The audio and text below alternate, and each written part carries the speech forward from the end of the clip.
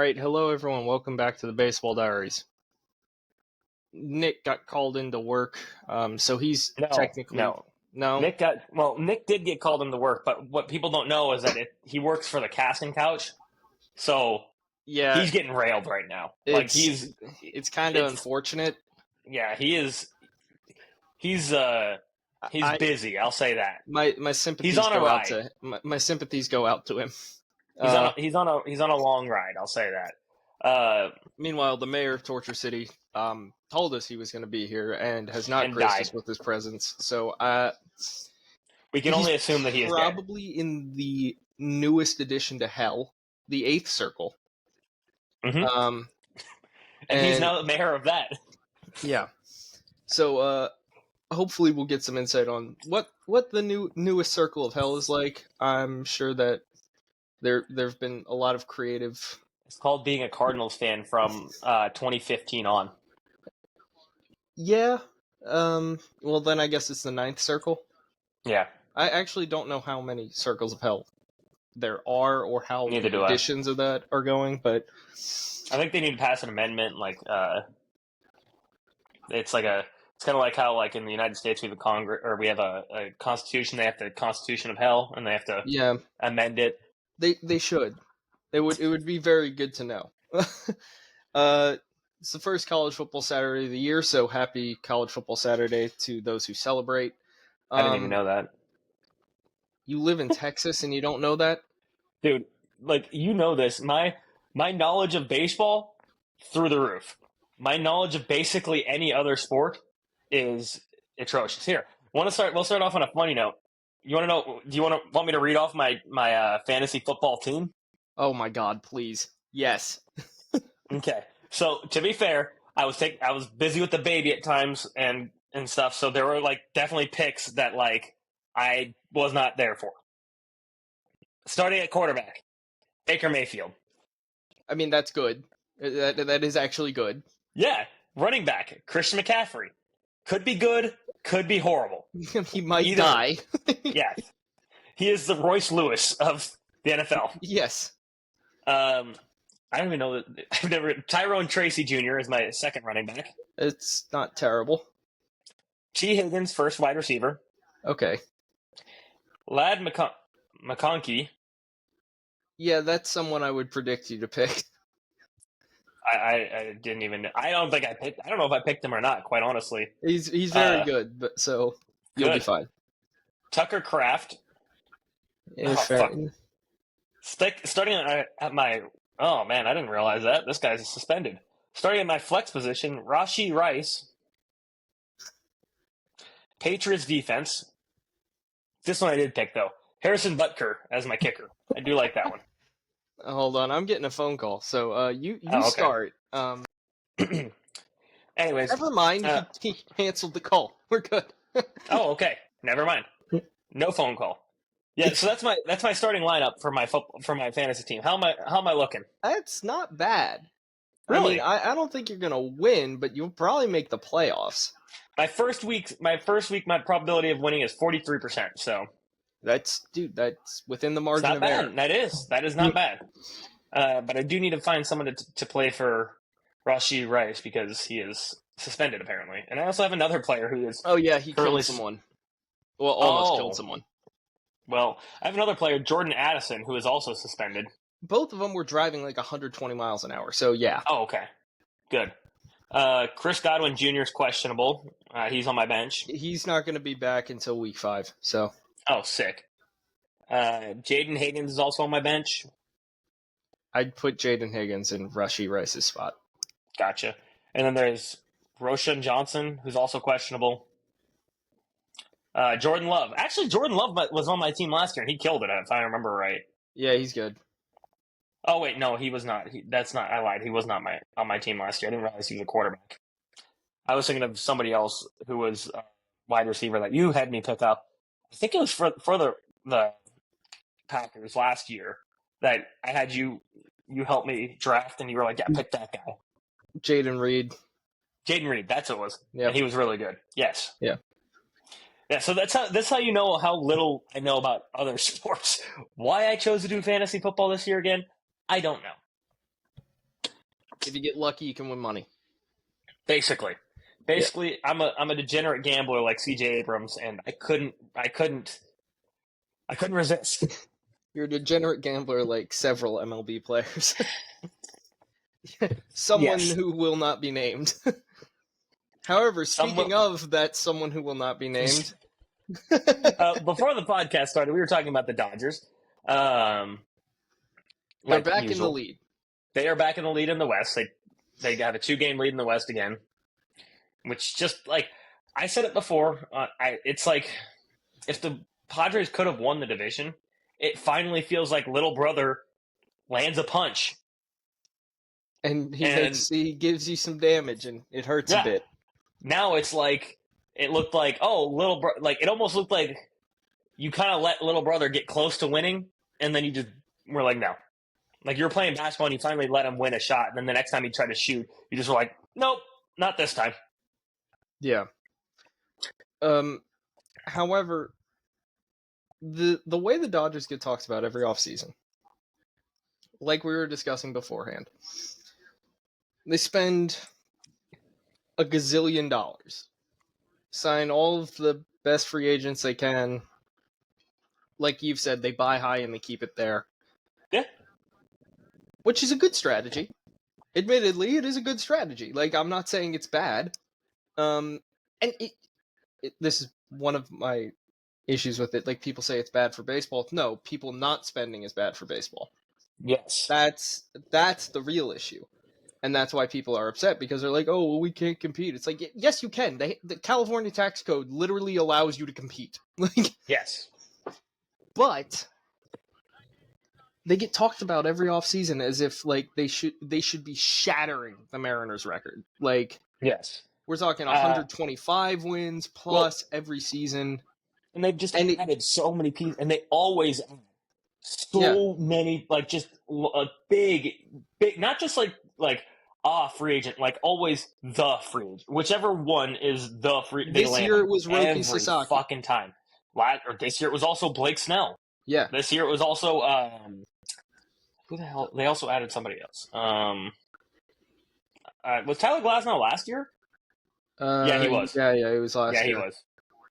Yeah, never mind. I was going to say Tyler Glasnow. Tanner Scott. Yeah. Tanner Scott. Yeah, he was. They added Tanner Scott. Don't get me wrong, he's been bad for them, but He's still, been bad. they did. Yes. But like they get talked about, it's like this team that should be winning 125 games routinely, and it's just never happened. Not once. Since they've entered this like super team phase, and it's just never happened. Out of curiosity, I went back to 2018 Dodgers, because I wanted to get right before they added Mookie, and Mookie was kind of like the domino of like we're adding all of these superstars. Yeah, like 2018 is when they just had a good team. Like they had a very good. I mean, shit, they won the NL West. They went to the World Series. Like they had a very good team. But they weren't adding. This is right when they started the. I mean, I guess Manny Machado, but that was a trade piece. Yeah. Like, that Mookie was like the first where they're like, no, we're signing the guy from now on. In the starting lineup, can you tell me a player that is still on the team? This is 29. This isn't that long ago. This is 6 years ago. Yes. Still on the team. I'm going to go with the safest option here, catcher Will Smith. No. Will Smith was not on this team. He must have still been in the minor leagues. That's literally the only one. Maybe Max Muncy? There you go. Max Muncy was on the team. And then there is one other who was on the team but left and came back and left and came back and left and came back and left and came back. Kike? There you go.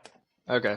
That's basically, other than that, Yasmani Grandal, Cody Bellinger, Logan Forsythe, Chris Taylor, Justin Turner, Jock Peterson, Kike, Yasiel Puig, Matt Kemp, Austin Barnes, Chase Utley, Corey Seager. Well, see, I knew Corey Seager was on that team, but I wasn't going to say he was gone. Like I know he's gone. So it's like, man, like that's their starting rotation or their starting lineup. What about their pitching staff? Clayton Kershaw would have been the easiest one. That's true. But I went with the starting lineup, so I was talking about their Yeah, hitters. yeah. Now pitchers.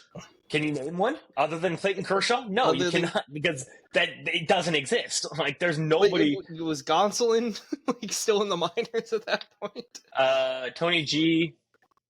Uh, yeah, he was still in the minors, so I'm not seeing him at all.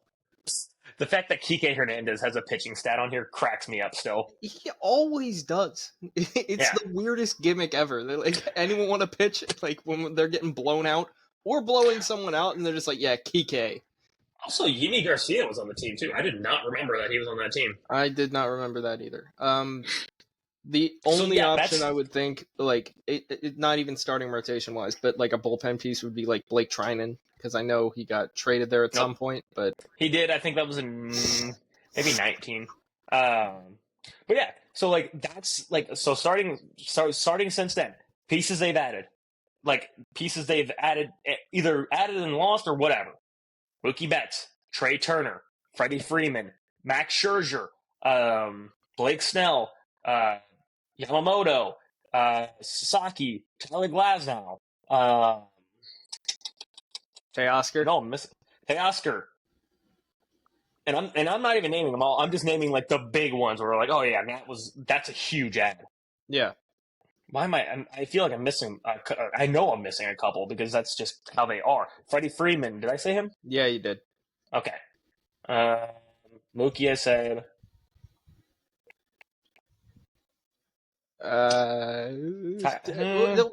This is the problem. Regardless, yeah, There are there's so many names. of them. There's so many of them that I'm like, yeah. And this is again, this team went to the World Series, and then they added every one of those pieces I just said. So it's like, yeah, that's why they were talked about like they're gonna break the record every fucking year. And yeah, they lost some of those pieces, but every piece that they lost was either because every piece that they lost in that was because they're no longer good. Like some kid just won $250,000 on College Game Day. Nice. Hell yeah! All of those, yeah. But so yes, all of those like, pieces, yeah, everything they've added, even if they've lost it, they've replaced it in some way. yeah, and made it better, not worse, significantly better. Like they lost Cody Bellinger. The only spot that it hasn't gotten better at is third base, because Max Muncy isn't. Well, because Max Muncy's been there forever. Like, yeah, Max Muncy's a great hitter, not a great third baseman. No, I mean for a while they had Justin Turner, which Justin Turner when he was with the Dodgers was one of the most underrated players in fucking baseball. The dude was like always almost like close to 900 OPS. Like yeah, and almost always always above 300 batting average, basically. Like that's why you said. I remember this is one episode long time ago. You said he was always the one like player you'd pick late in a fantasy baseball draft because you know he's going to be very good. Yeah, and I did, and everyone was like, oh, like one of my best friends who is a Dodgers fan. He was like, why the hell would you pick Justin Turner? I'm like, he's gonna hit over 300, and he does it every fucking year. And this was I want to say this is the year that I'm looking at was 2021. 2021, I'm pretty sure was the year that I drafted him. I drafted him like one of my last picks, and they were like, oh, he's old and washed, and I was like, he's still gonna hit almost 300. That year, 832 OPS, 278 average. Classic. I was like, yeah. Classic. 3.5 wins above replacement. Like, that's a very good player. Like, it was, when he was with the Dodgers, it was inevitable that he would be around 300 and 800 to 900 plus, OPS every time. In that every range. Fucking year. Yep.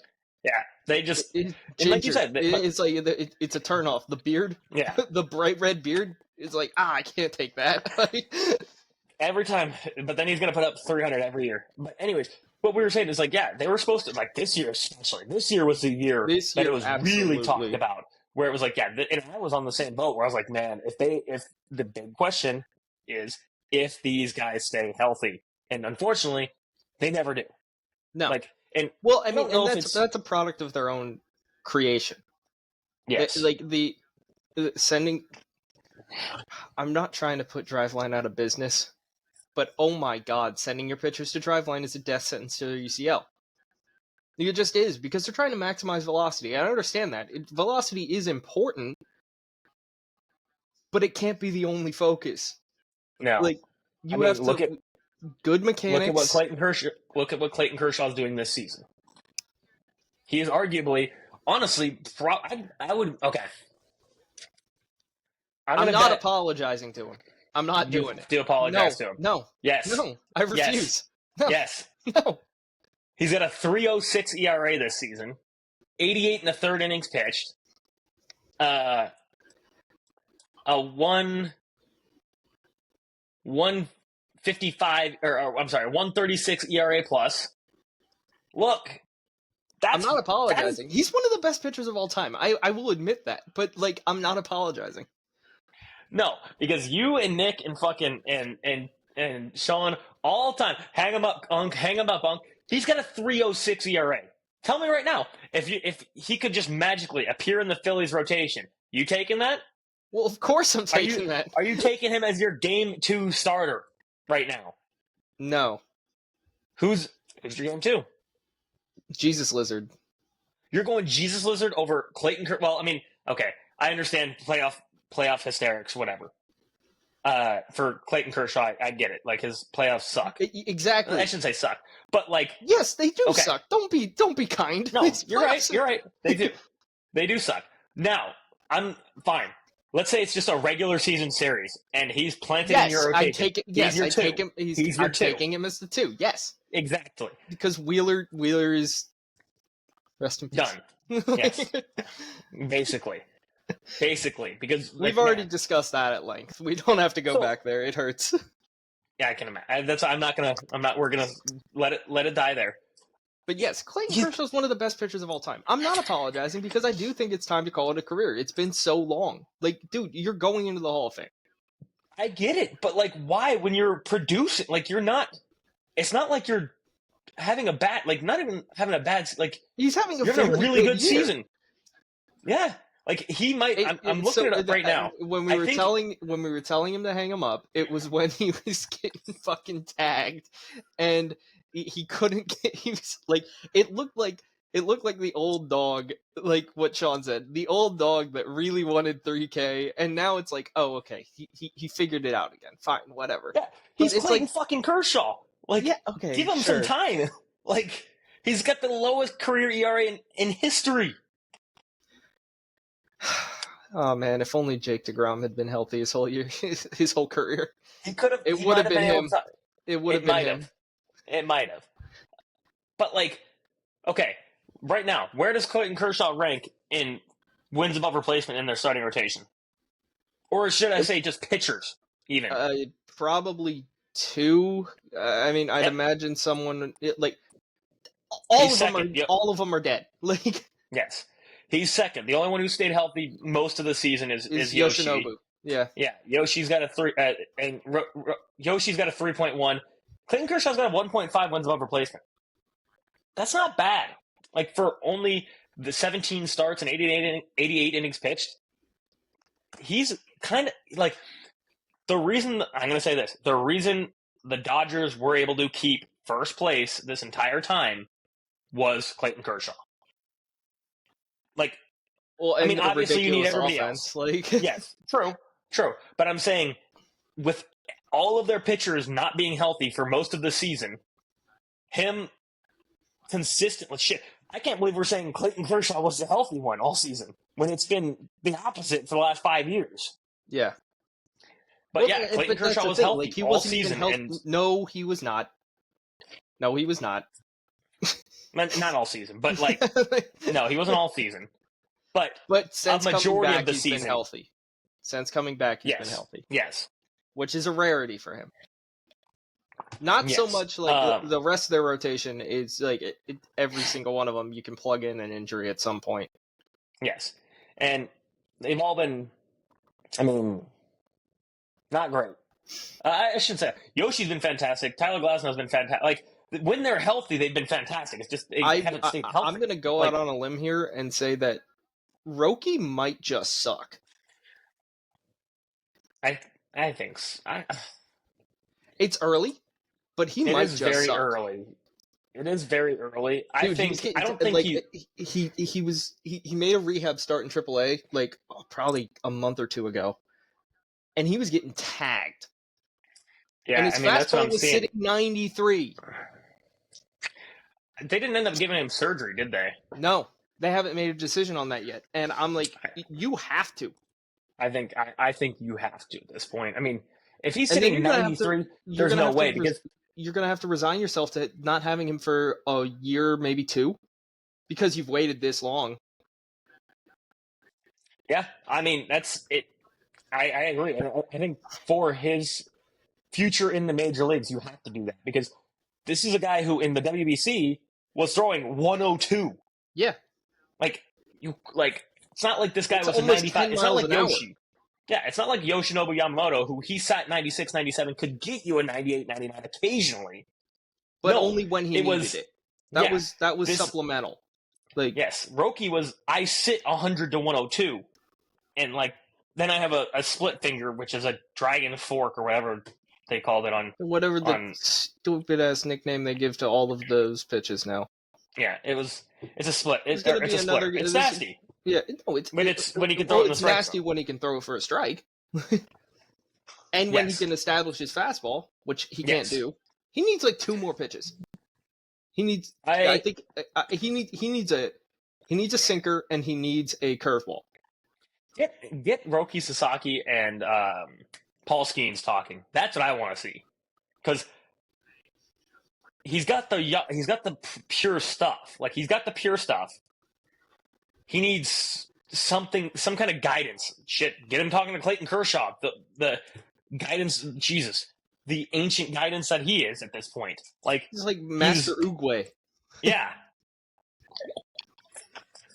Because I'm like, man, if he could just get a couple other pitches, like get him Clayton Kershaw's a perfect example, I think, for a guy that he could talk to because Clayton Kershaw for the first half of his career, what was his number one pitch? His best pitch. It's curveball.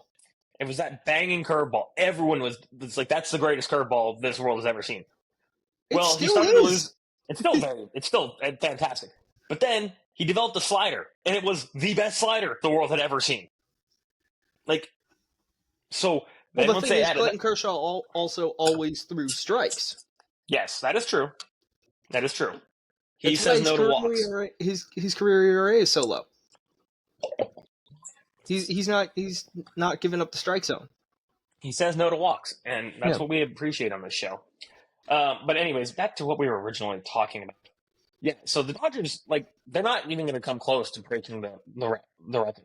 Again, I have a theory on this.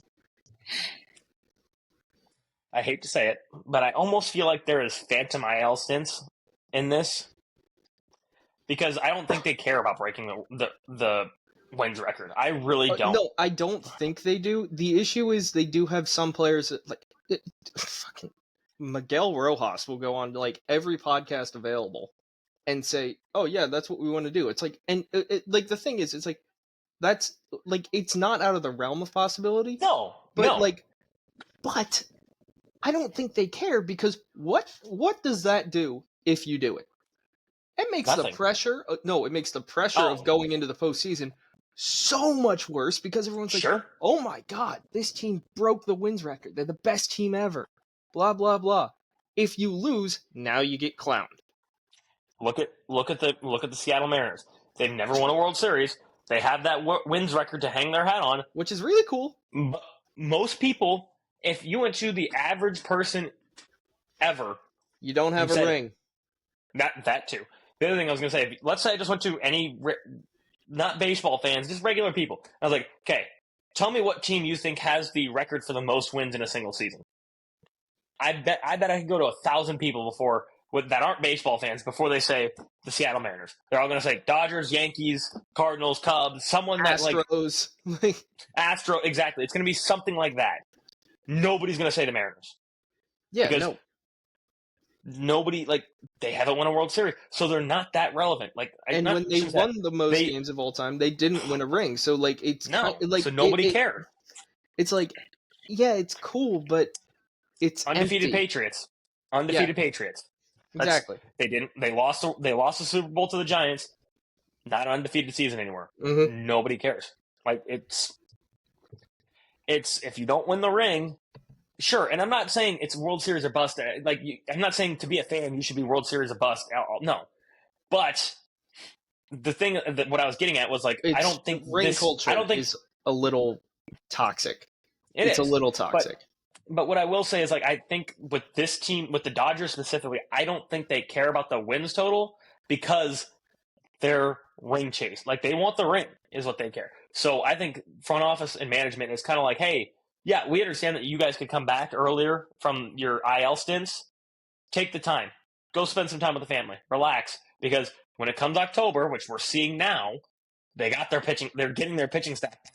They got Glass now. They got Yoshi. They have Shohei's back to pitching. They have Blake Snell's back, and he's looking Blake Snell, disgusting. yeah, well, it's the second half. This is the strat with Blake Snell. Just get him in the second half. Get him in the second half alive, and he will be the best pitcher on planet Earth for whatever reason. I hope Dave Roberts pulls a Kevin Cash. He's dealing in the World Series, loses a couple RPM on his curveball, pulls him, just gets an immediate Completely could see that happening. But I hope it's not the World Series that happens, and I hope it's like the NLCS or the NLDS. If you're the Dodgers, who starts Game 1 of the playoff series right now? Is it Yoshi or is it Snell?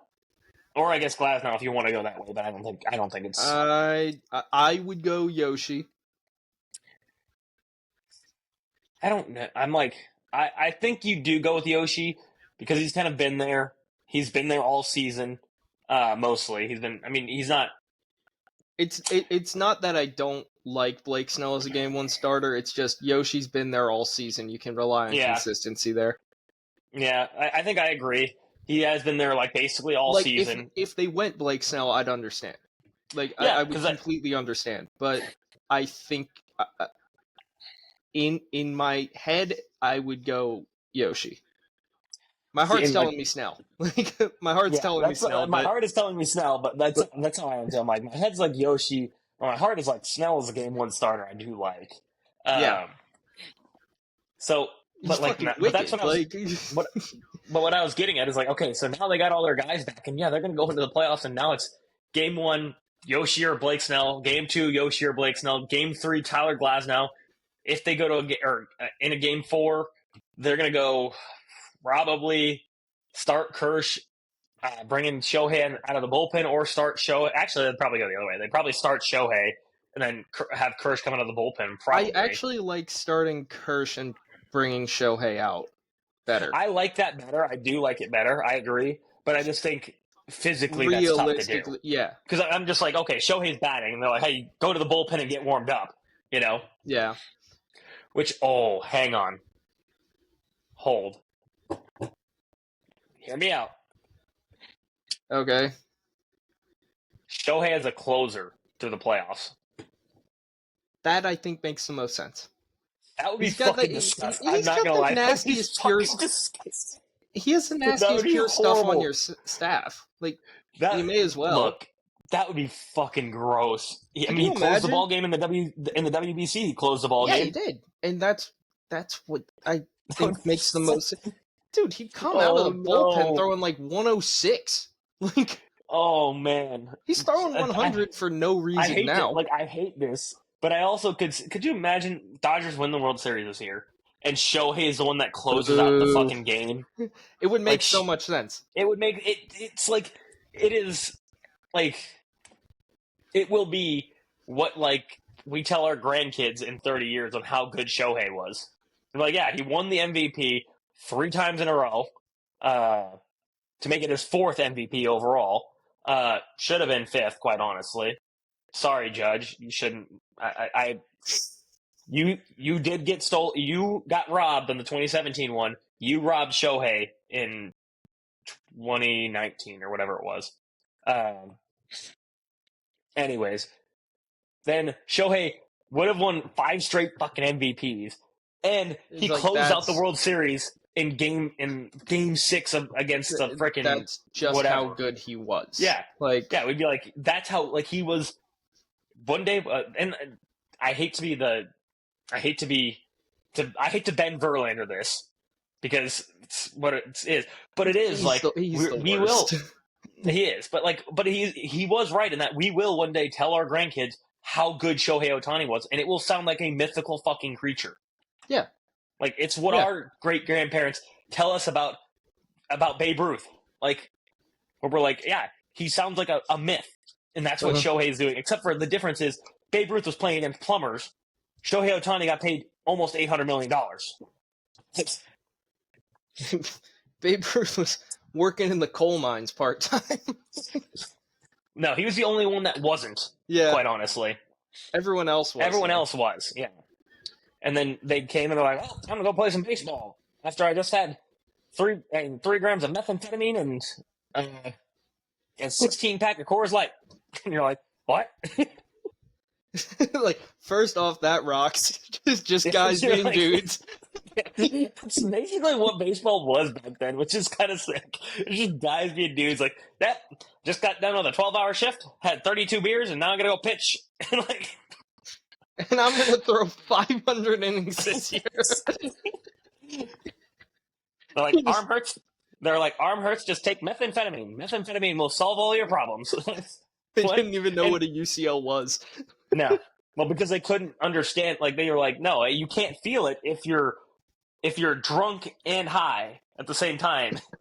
Like, That's actually we're gonna deep dive onto what was going on in baseball back then. Well, they only threw 70 miles an hour, and they were drunk and high while they were pitching. So that's why they threw 500 innings a year. yeah. They were like, their UCLs were torn, but they were so drunk that they didn't know it. They didn't know how fast the ball was going, and you could request where the pitch Marcelo- was. Marcelo Zuna's like, damn it, I was born in the wrong time period. Yeah, that would have been his dream. Also, there Yeah. wouldn't have been like cars that were like good enough to drive. So he really Might have been- was born in the wrong time period. He was born in the wrong. He did beat his wife too. I was gonna be like, actually, she was gonna be a good. Well, hang on. Also, never mind. Let's not go there. Can't go there. Let's not go there. Let's not go there. I'm not gonna say that. I knew where you were 'cause going it's not- the second you said it, though. Yeah. I knew I was exactly. like, because where it's you not a were good thing. It is not a good thing. But time periods have changed, and I'm not saying it's a good thing. The time periods have changed. Yes, It's a very good thing.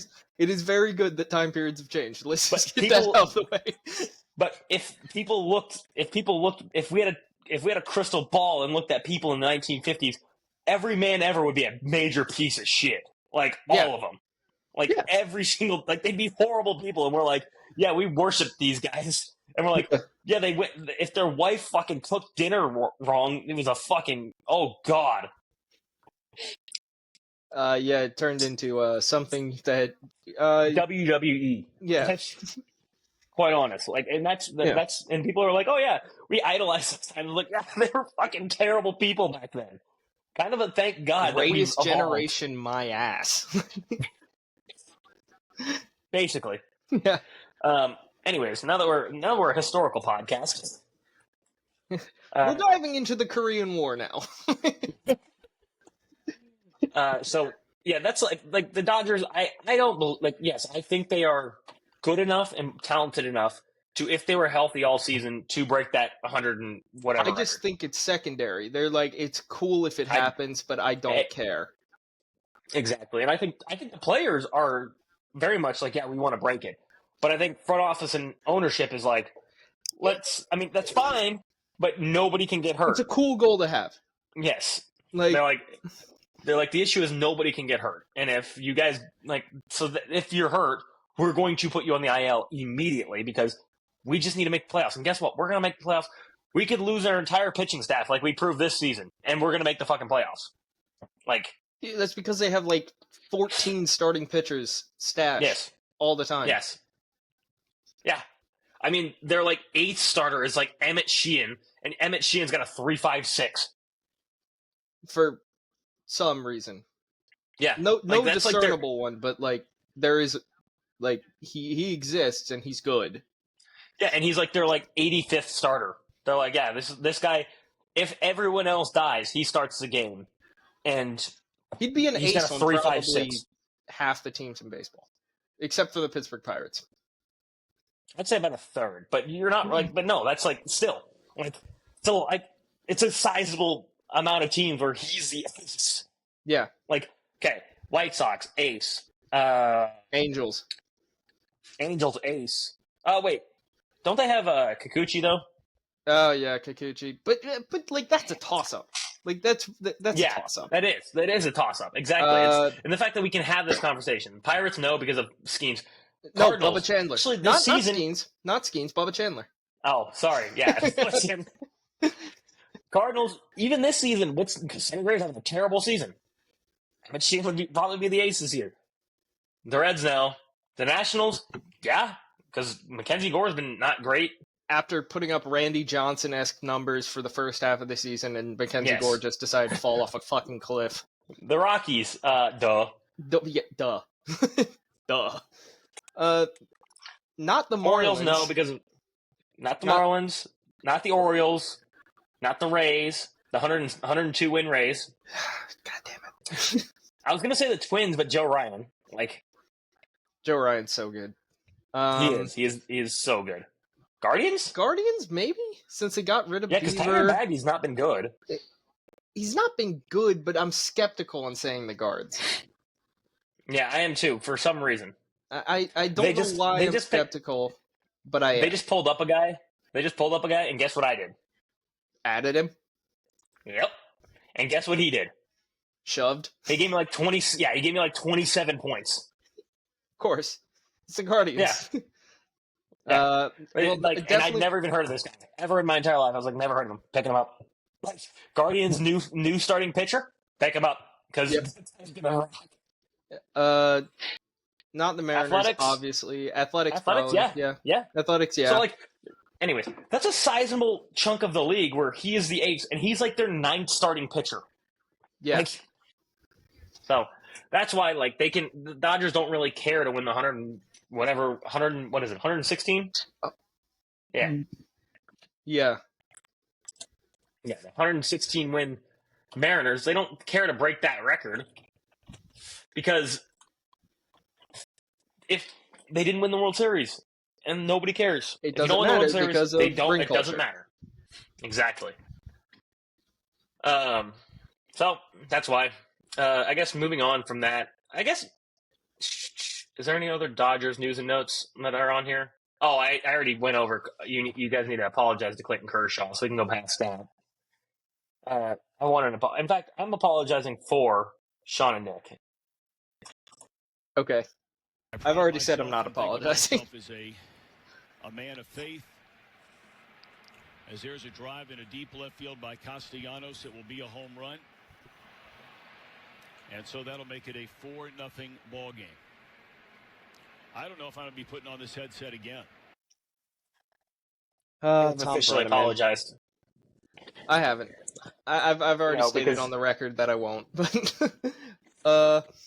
next one. We have had 3 4-homer games this year. We have. The feat more rare than a perfect game. Feat more rare than a perfect game, and it's like happened 3 times this season.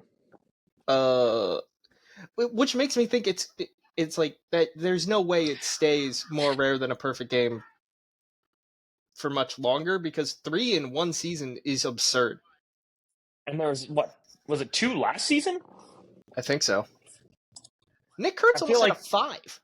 That was, man. If he was in almost any other ballpark, yeah, it's 5. Which sucks because it's also. I mean, but to be fair, well, I guess they did do it where it was a homer in every ballpark. Except for probably Fenway. Oh no, I lied. That's weird. What? Suarez's 4-homer game last year was the first one, or I'm sorry, this year was the first one since J.D. Martinez with the Diamondbacks in 2017. Oh yeah, we talked about that. Okay, yeah. So hadn't happened since 2017, and then 3 this season, which there was 2 in 2017 too. Yeah, and I know there's JD, and then one by Scooter Gennett. Oh yeah, Scooter Gennett. But I know that people are like, "Oh, pitching's getting so good. Do we have to change the feet distance?" It's like, no. No. There have been 3-4 homer games in 1 year, and what the fuck? Yeah. No, we do not need to change anything about pitching. Stop giving hitters the advantages all the time. We always make changes to make the hitters You're a pitcher. better. We never make. You're way more biased on this. I am. You're right. We keep making changes to make it harder for pitchers and defense. Why don't we start making it harder for hitters? Like, allow spider Raise tack. the mound again. Raise the mound. Allow spider tack. I'd be fine with allowing spider tack. Actually, I'd be okay with that. No, I lied. I don't. I shouldn't say I lied. I'm not okay with allowing. I'm okay with allowing a substance spider tax where I'm kind of like, okay, let's stop it there, buddy. Dude, I mean, Trevor Bauer went from being an average pitcher in the MLB to winning a Cy Young, and then like now he's not in the MLB, and now he's getting not been tagged good in Japan. Yeah. Like so that's where I'm like, okay, spider tack might be a little much. Yeah. I mean, could you imagine giving let's see. Garrett Cole. God, imagine giving Paul Skeens spider tack. Fuck. We've already seen Garrett Cole with spider tack, to be fair. Yeah. But imagine Paul Skeens with spider tack. The man already throws 7 pitches. Yeah, and Nick they should have all been move here. 1,000 miles an hour, or a freaking 1,000 feet. It's just like, oh yeah, cool. He's just gonna throw. Paul Skeens with spider tack is a cheat code. He would be Edwards Cabrera on MLB The Show 2 years ago. Oh yeah. Oh, that just brings back memories. That hurt. Actually, a lot. No, but you can't hit him. It's impossible. No.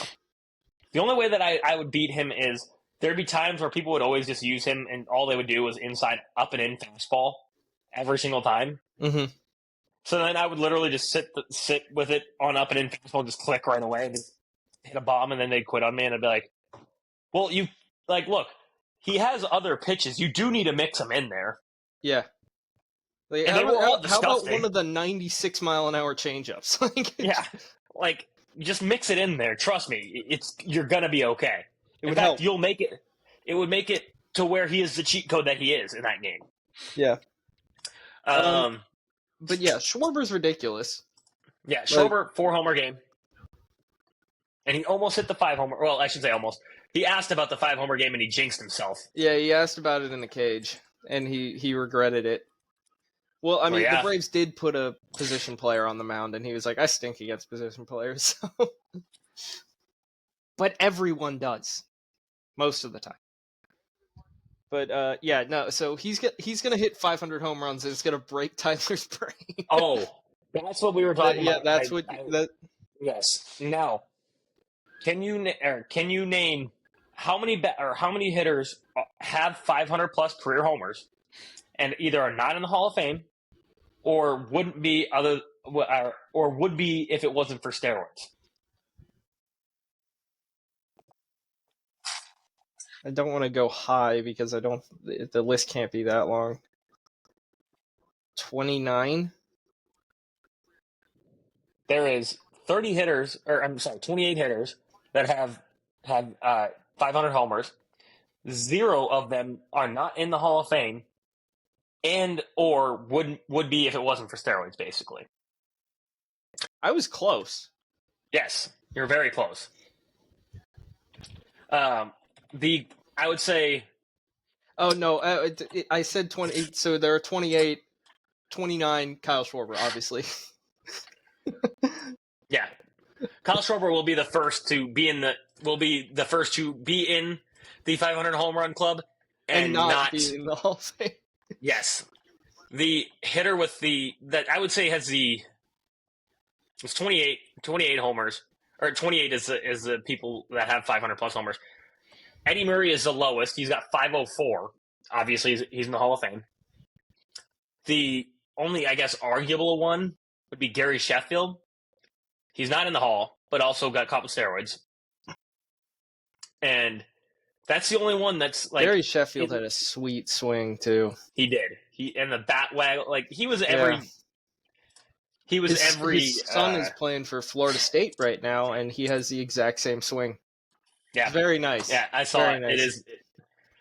nice. Gary Sheffield's the only one where I'm like, okay. I mean, he's got 60.5 wins above replacement. That's likely it's likely Hall of Fame. If Fucking it wasn't Harold for Baines is in the steroids. Hall of Fame. Yeah, that's double. It's almost double Harold Baines. So, oh man, I don't know. He's the only one where I'm like, maybe, maybe not. Yeah. But okay. But that being said, Kyle Schwarber has like 20 wins above replacement. Yeah. This season is his most by far. Yep. Like, no, not Kyle Gibson. Jesus, I don't want to see that name ever again. Gibby! Not Gibby. No Gibby. Bad Gibby. Yes, Gibby. What are you, a cop? No Gibby. Kyle Schwarber, like he's literally. I'm looking it up now, but of course, why are we doing this? Punk versus technology. Exactly. That's exactly what's happening right now, and technology is definitely winning, like usual. Okay. Yeah, Kyle Schwarber has 19.7 wins above replacement.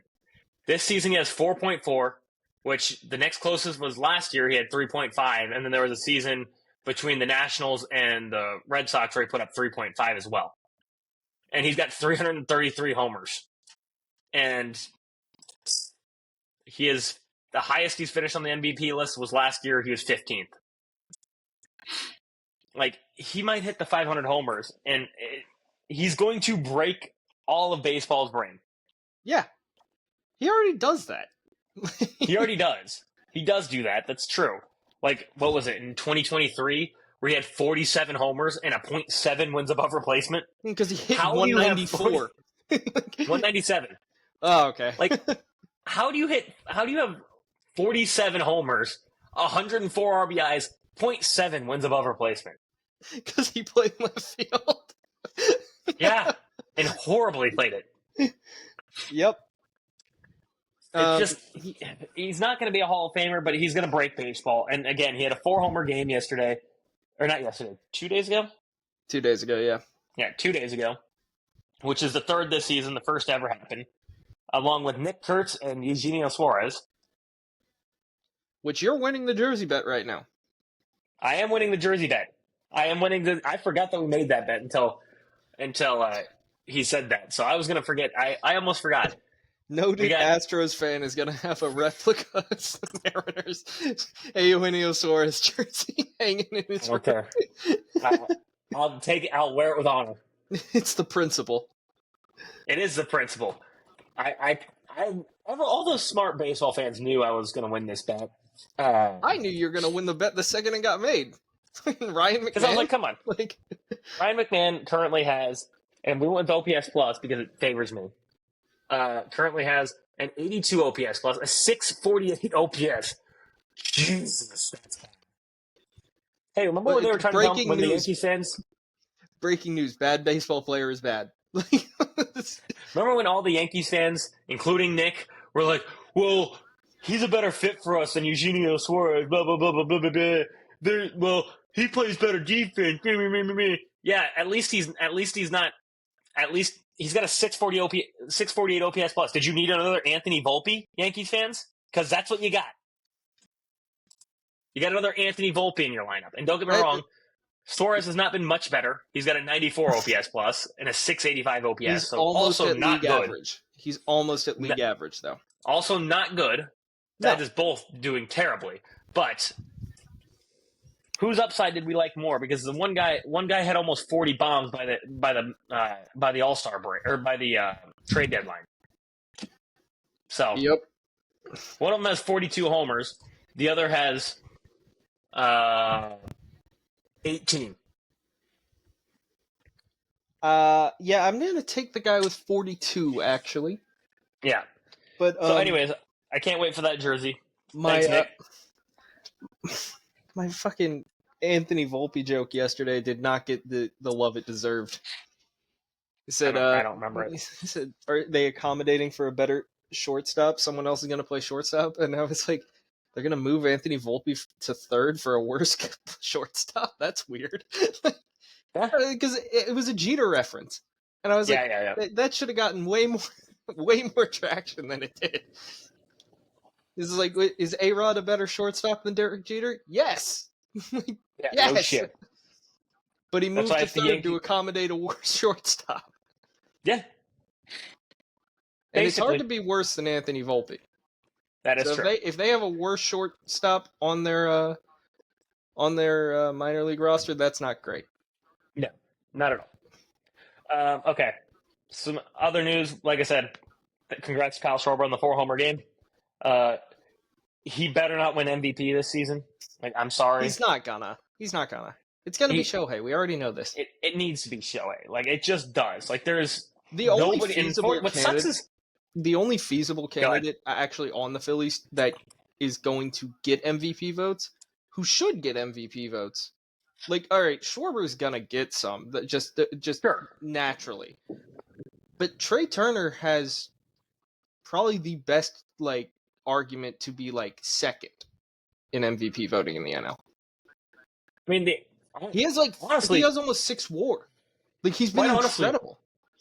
what's crazy to me is the player that I think probably needs to get second in MVP voting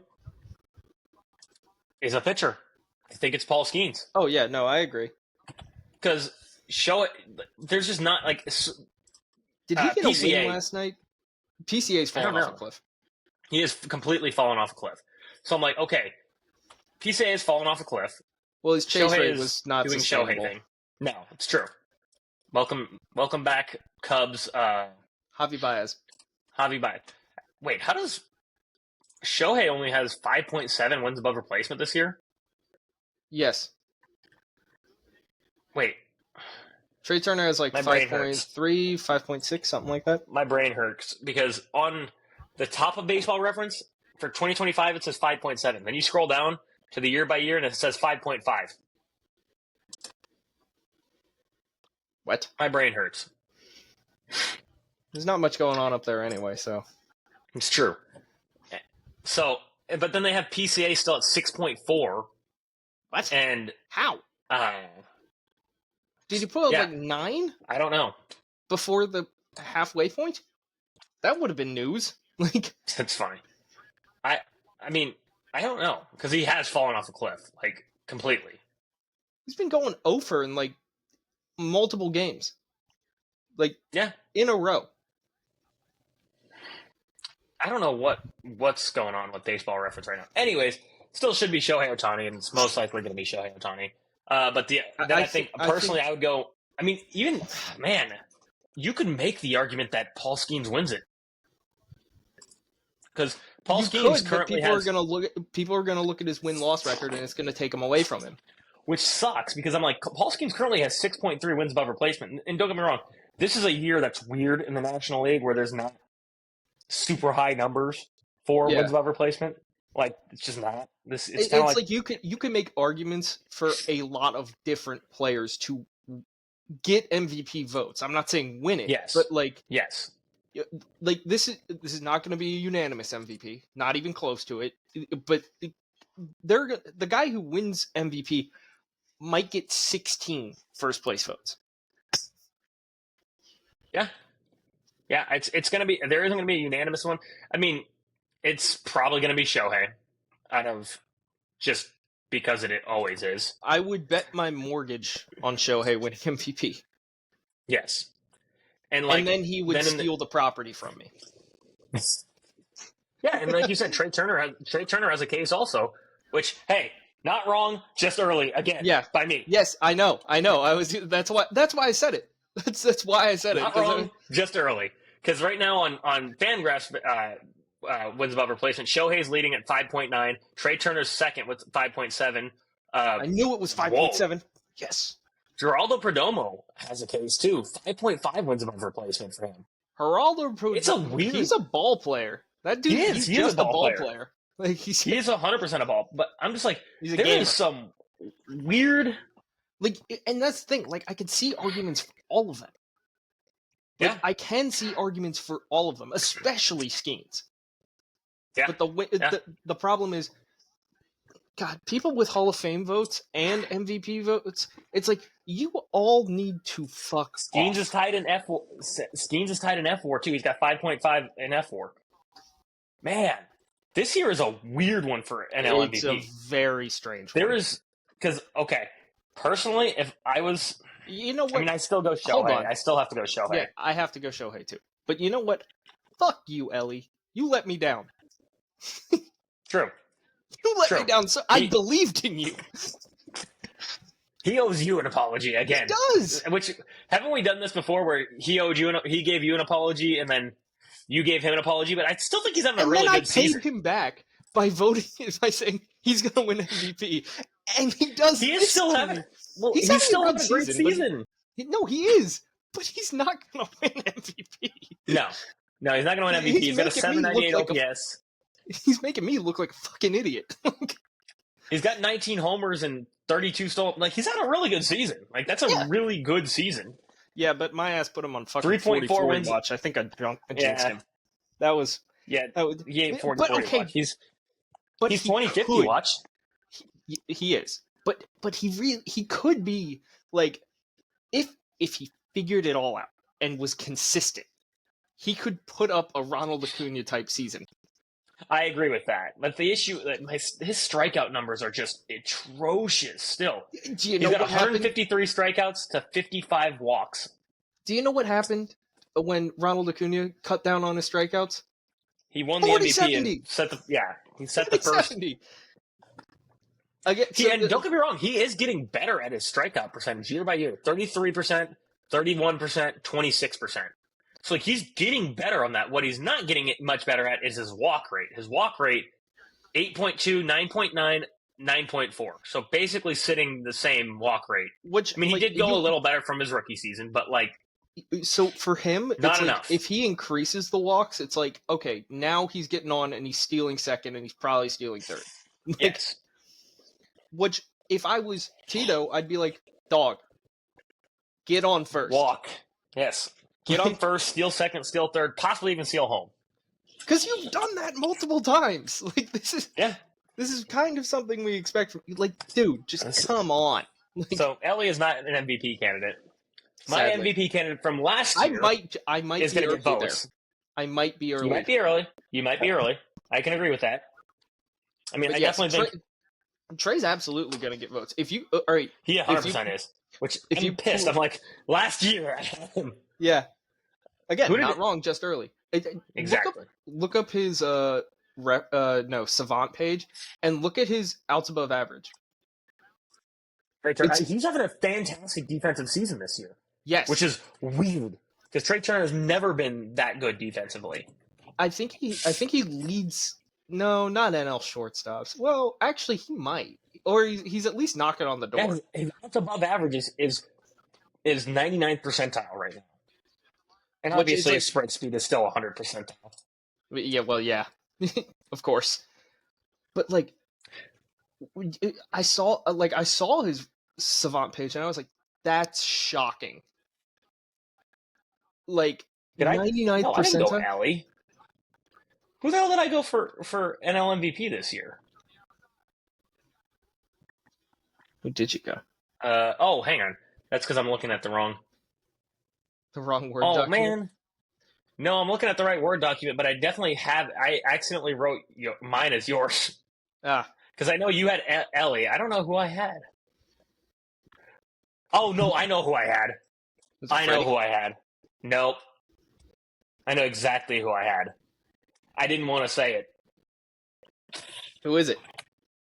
Kyle Tucker. Yeah, that's exactly who I had. Kyle Tucker. Yep, that's definitely. I had Kyle Tucker winning it. He put you in the executive cuck chair. But she is also not winning it this year. No, he's probably not. Look, checking in. The only one of our guys, Nick picked. But I did put Trey Turner as a dark horse. I did put him as a dark horse. Nick put Fernando Tatis Jr., and that's the only one of our NL MVP picks that's gonna get some votes. Shit. And man, our picks are bad. We put you had Dadley Rushman as NL MVP. Fuck. Yeah, that's bad. awful. I had Gunner, which Gunner wasn't. It's not. Well, It's Gunnar not good. missed It's the not, start, but he's been yeah. good. He still leads, I think, AL East in shortstop WAR. Oh no, probably Bobby Witt still. No, AL East. Oh, not AL. Sorry. Yeah. Well, hang on. What's his competition in the AL East, buddy? Volpe? Yeah, I'm not saying. Well, Trevor Story this year apparently. Okay, Trevor Story. Yeah, he's been good. Very good this year. I didn't expect it. No, But neither yeah, did no, I'm not saying the competition was the best. But then, okay, so for AL, you had Adley. Me and Sean both had Gunner, and then Nick had Corey Seager. Terrible picks by all of us. God, we Okay. suck. God, You- we suck. You, I, and Sean all had Cole Reagans for AL Cy. I think he died. I think so too. I forgot he existed, quite honestly. When is the last time he has pitched? I drafted him in fantasy too. Like, when is the last time that he pitched? I feel like he hasn't pitched in months. Oof. And he's got a 5.18 ERA this season. Oh God, he's not winning the Cy. Fuck. Oh, God. No, he pitched recently. No, I lied. Last time he pitched was June 5th. He's got to be hurt. Yeah. Yeah, he's definitely hurt. Okay, so we were all wrong. We were all definitely wrong there. Okay, hey, but if he's hurt, it forgives it. A little bit. And then Nick went Logan Gilbert, which isn't a terrible pick, but, like, what has he been doing? Getting fucking tattooed in some Has starts. he? Against the Phillies, we tagged him for like 9. All right, Logan Gilbert.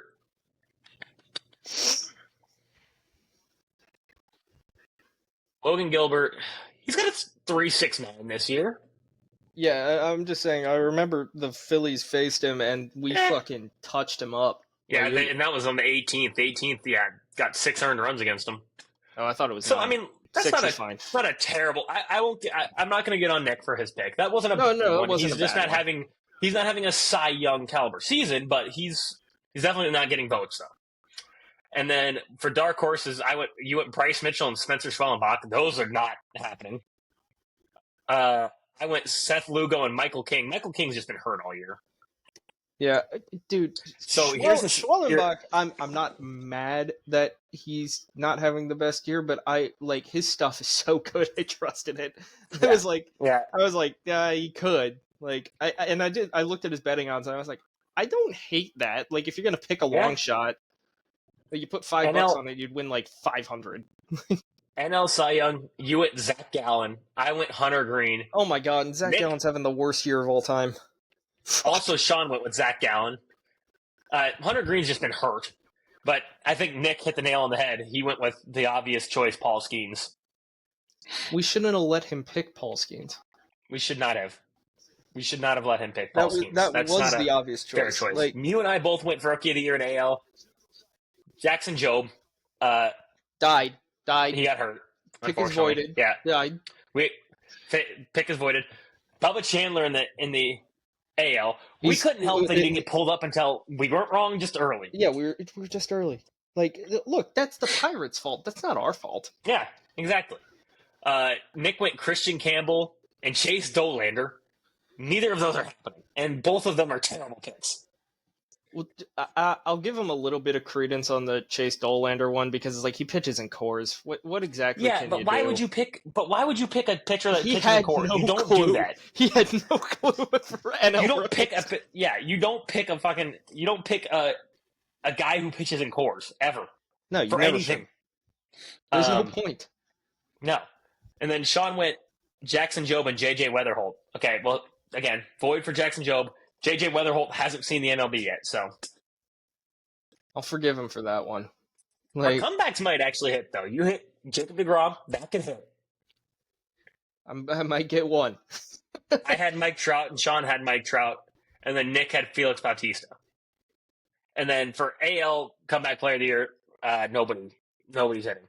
Matt McClain, Sandy Alcantara, Ronald Acuna Jr., Nolan Arenado. None of those are hitting. Acuna's been He's just been hurt. Like, and also he's been hurt. Like, he came Shit, back he could and win set it the world fucking on next year. Like, Yeah.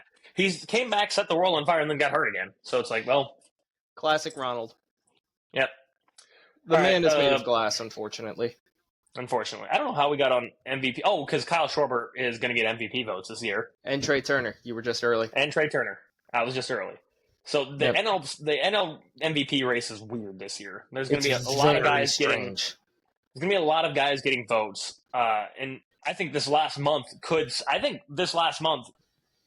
if Shohei has it locked right now, I think.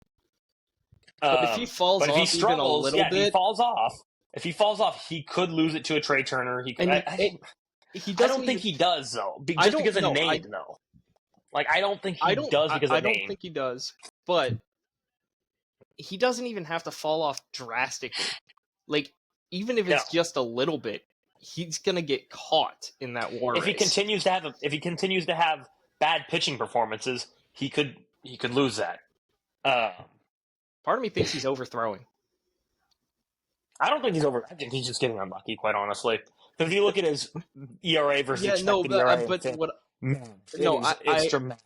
I agree with you. I'm just saying, like, we're seeing him throw 100 with regularity, and that wasn't him before.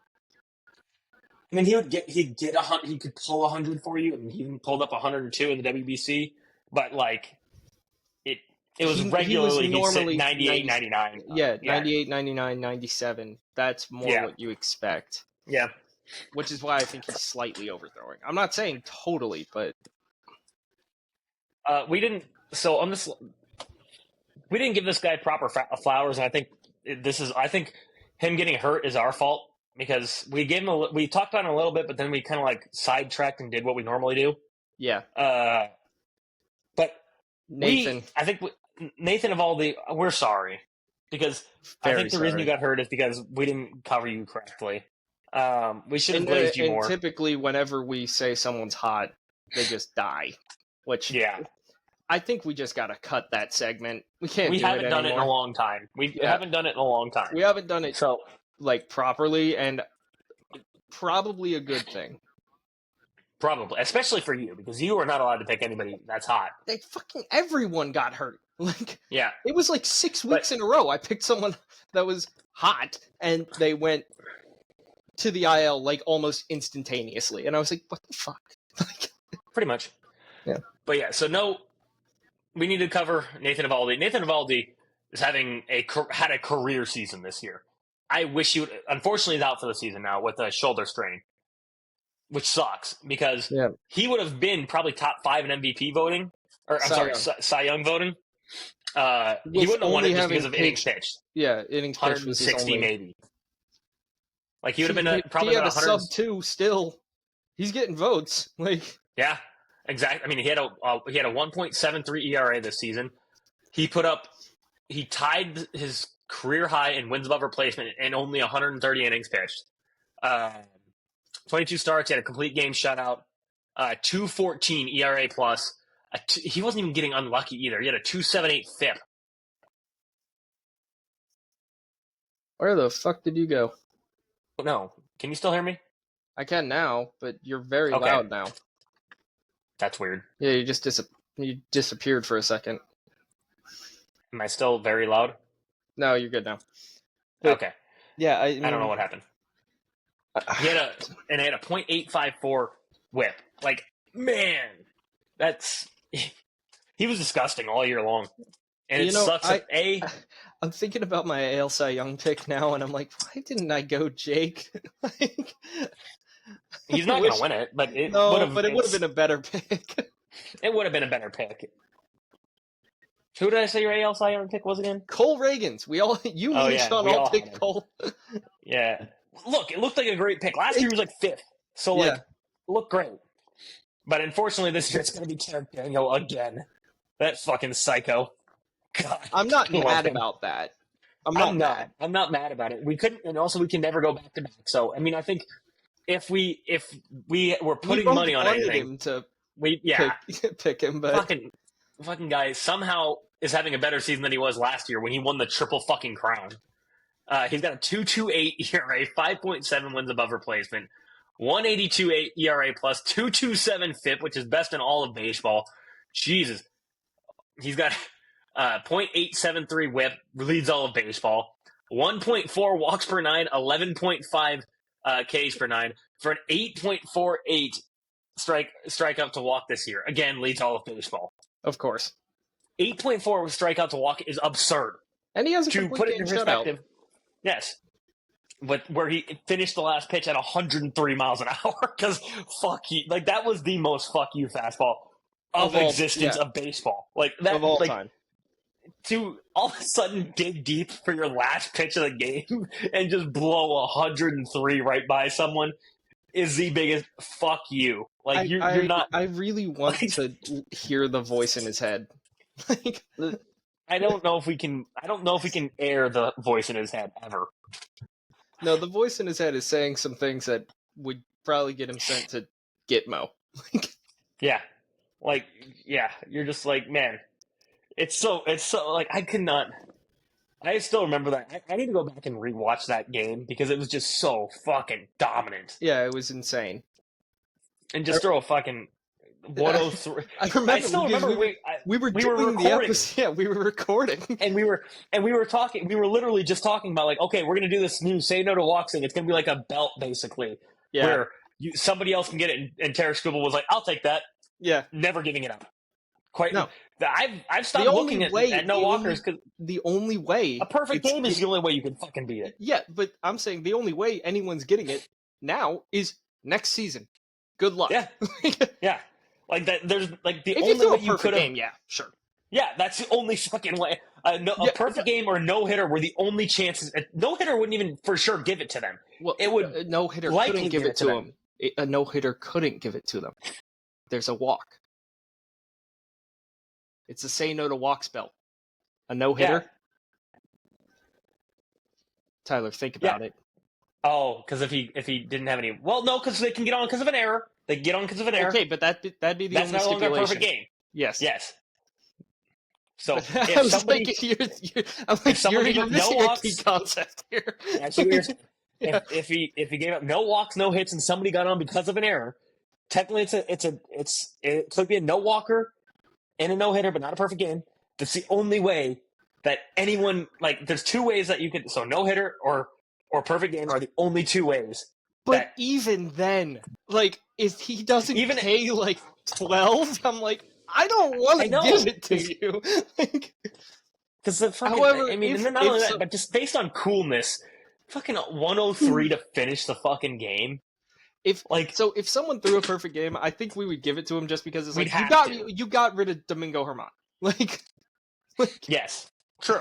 Someone needs to do that. Please, Tarek, if you can hear us. Tarek Daniel. Fucking, I mean, I just look at his, okay. Is there any way I can look at, there's game logs. I'm going to look at his game score for every single game this year. It's got to be stupid. Okay, where is game score? Unk versus technology, yet again. When does it end? It doesn't. Okay, there we go. Game score. Every game. Jesus Christ. He's an average game score of 65, by the way, this season. Sure. Yeah. 58, 79, 54, 40. He actually had a bad start, quote unquote. 65, 66, 73, 46, 81, 87, 51, 52, 75, 65, 80, 96, which that has to be the game. That fucking 96 game score is stupid. Oh, yeah. What's the highest ever game? The highest ever game score is the Kerry Wood 20 strikeout game. Well, that's not surprising.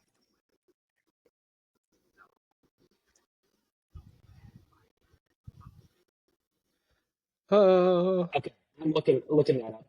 What are we thinking? It's the highest ever. Okay, there it is. What? It is I know it's the highest ever game score. 104.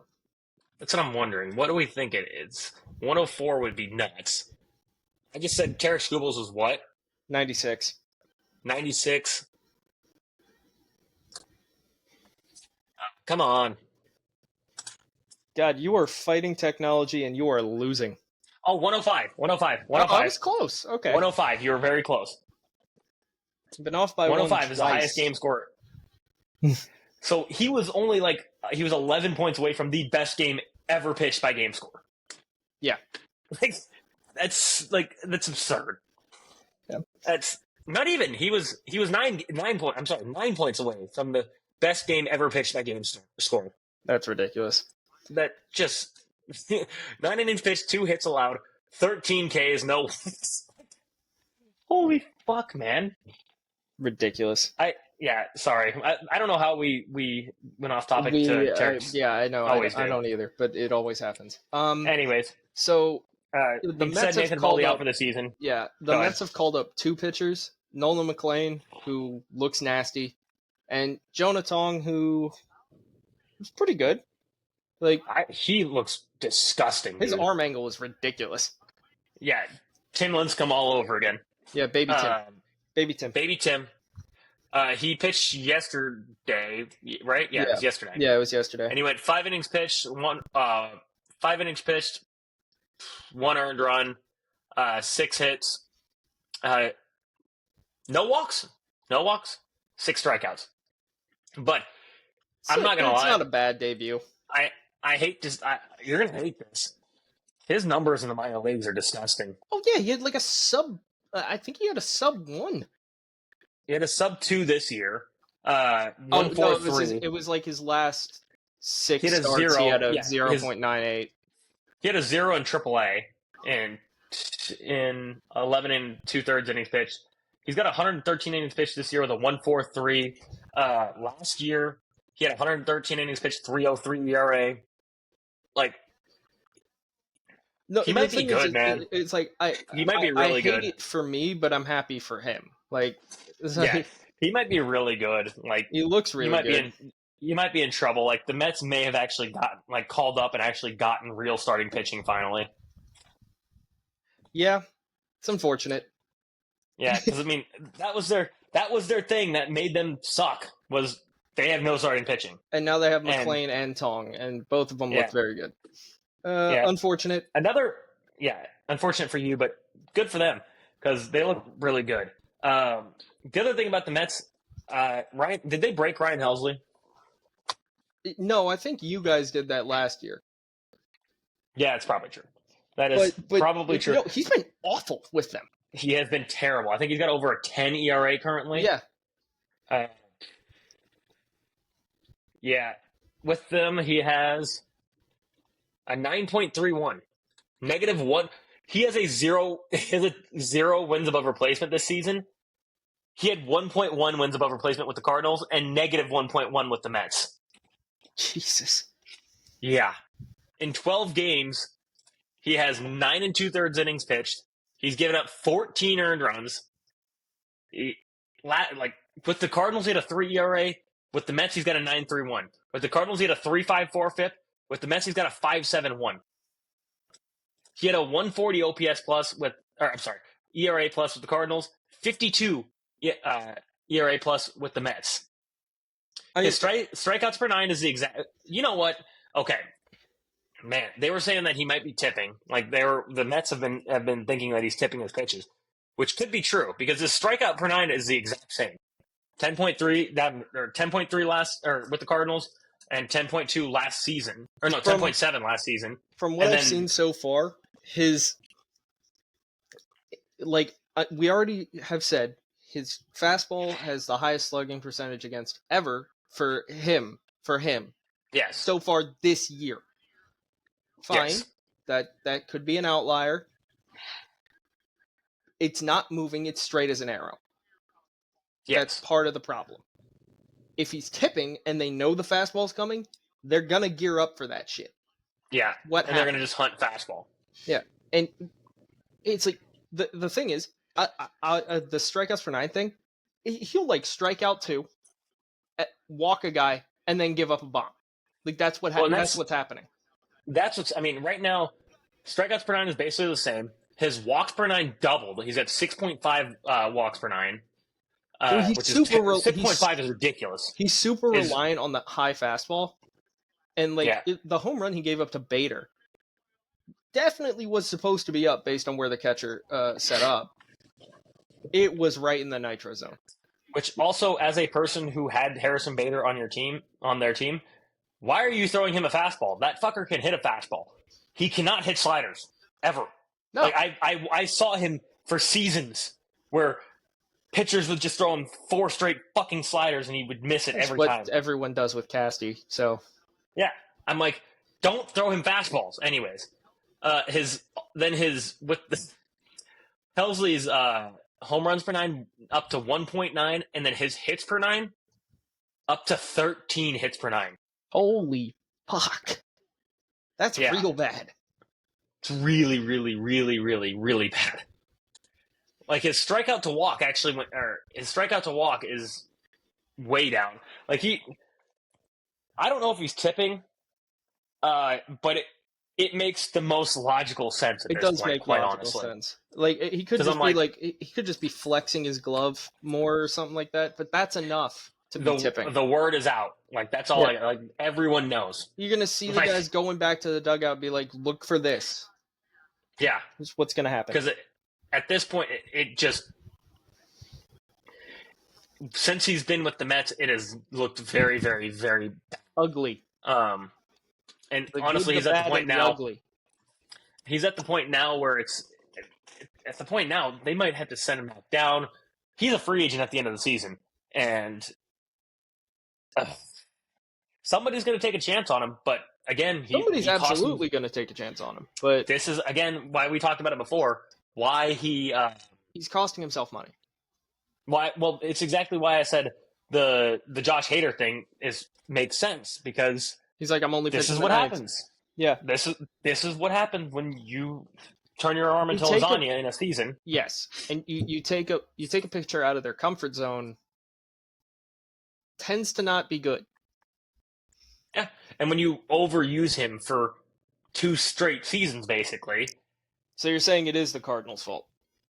Yeah, basically. Basically. Yes. But I'm not entirely, like I said, it could be that he's tipping, but the thing is that regardless of what it is, he's costing himself hundreds of millions, or not hundreds of millions, but I'd say Several tens of millions of dollars. Yeah, tens of I'd millions. say tens. Because Yeah. I think if let's say he finishes the season like he did or let's say he finishes the season with a 3 ERA. 3 is good. With what he put up 2 seasons ago as the closer, I'd still bet he gets a $30-40 million deal. Yeah. But I mean, that's the thing, Cardinals like, paid $40 million for Brett Cecil, so I think his deal right now, if the season ended today, looks like, say we zoom past the World Series, everything, 1 year, $6 million, I think. something like that. Yeah, Yeah, Yeah. because it's like they're going to be like, dude, you don't have the numbers to back up us paying you anything else or giving The you only- 3 years. the only way that it could happen is if he completely righted the ship and just finished the season being basically unhittable again. Like Yeah, he would have to completely right it because right now it looks like anybody who's paying him is taking a flyer. Like they're Yeah. just taking a chance. they're betting on history rather than Yeah. current status, which Yeah.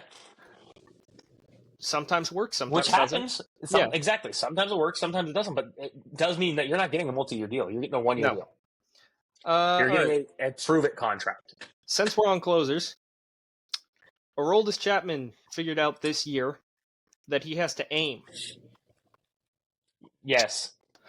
His entire career, What? apparently, he has been told, just throw it in the strike zone somewhere.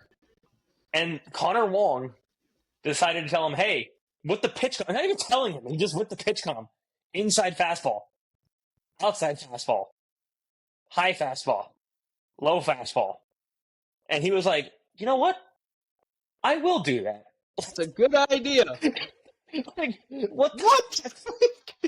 Like, You've been in the He's league been- for 16 years. You never thought about aiming? 16 years. His last couple seasons have been his worst seasons. And then just this year, he decided, he was like, you know what? That's a good idea. Maybe I don't just throw it somewhere in the strike zone. And You know what's how- crazy You know how is pissed he's off Nick's nitpicking gonna now.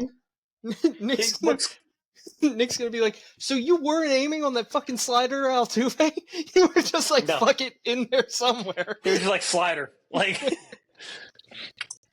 like oh my god, like it's nuts, dude.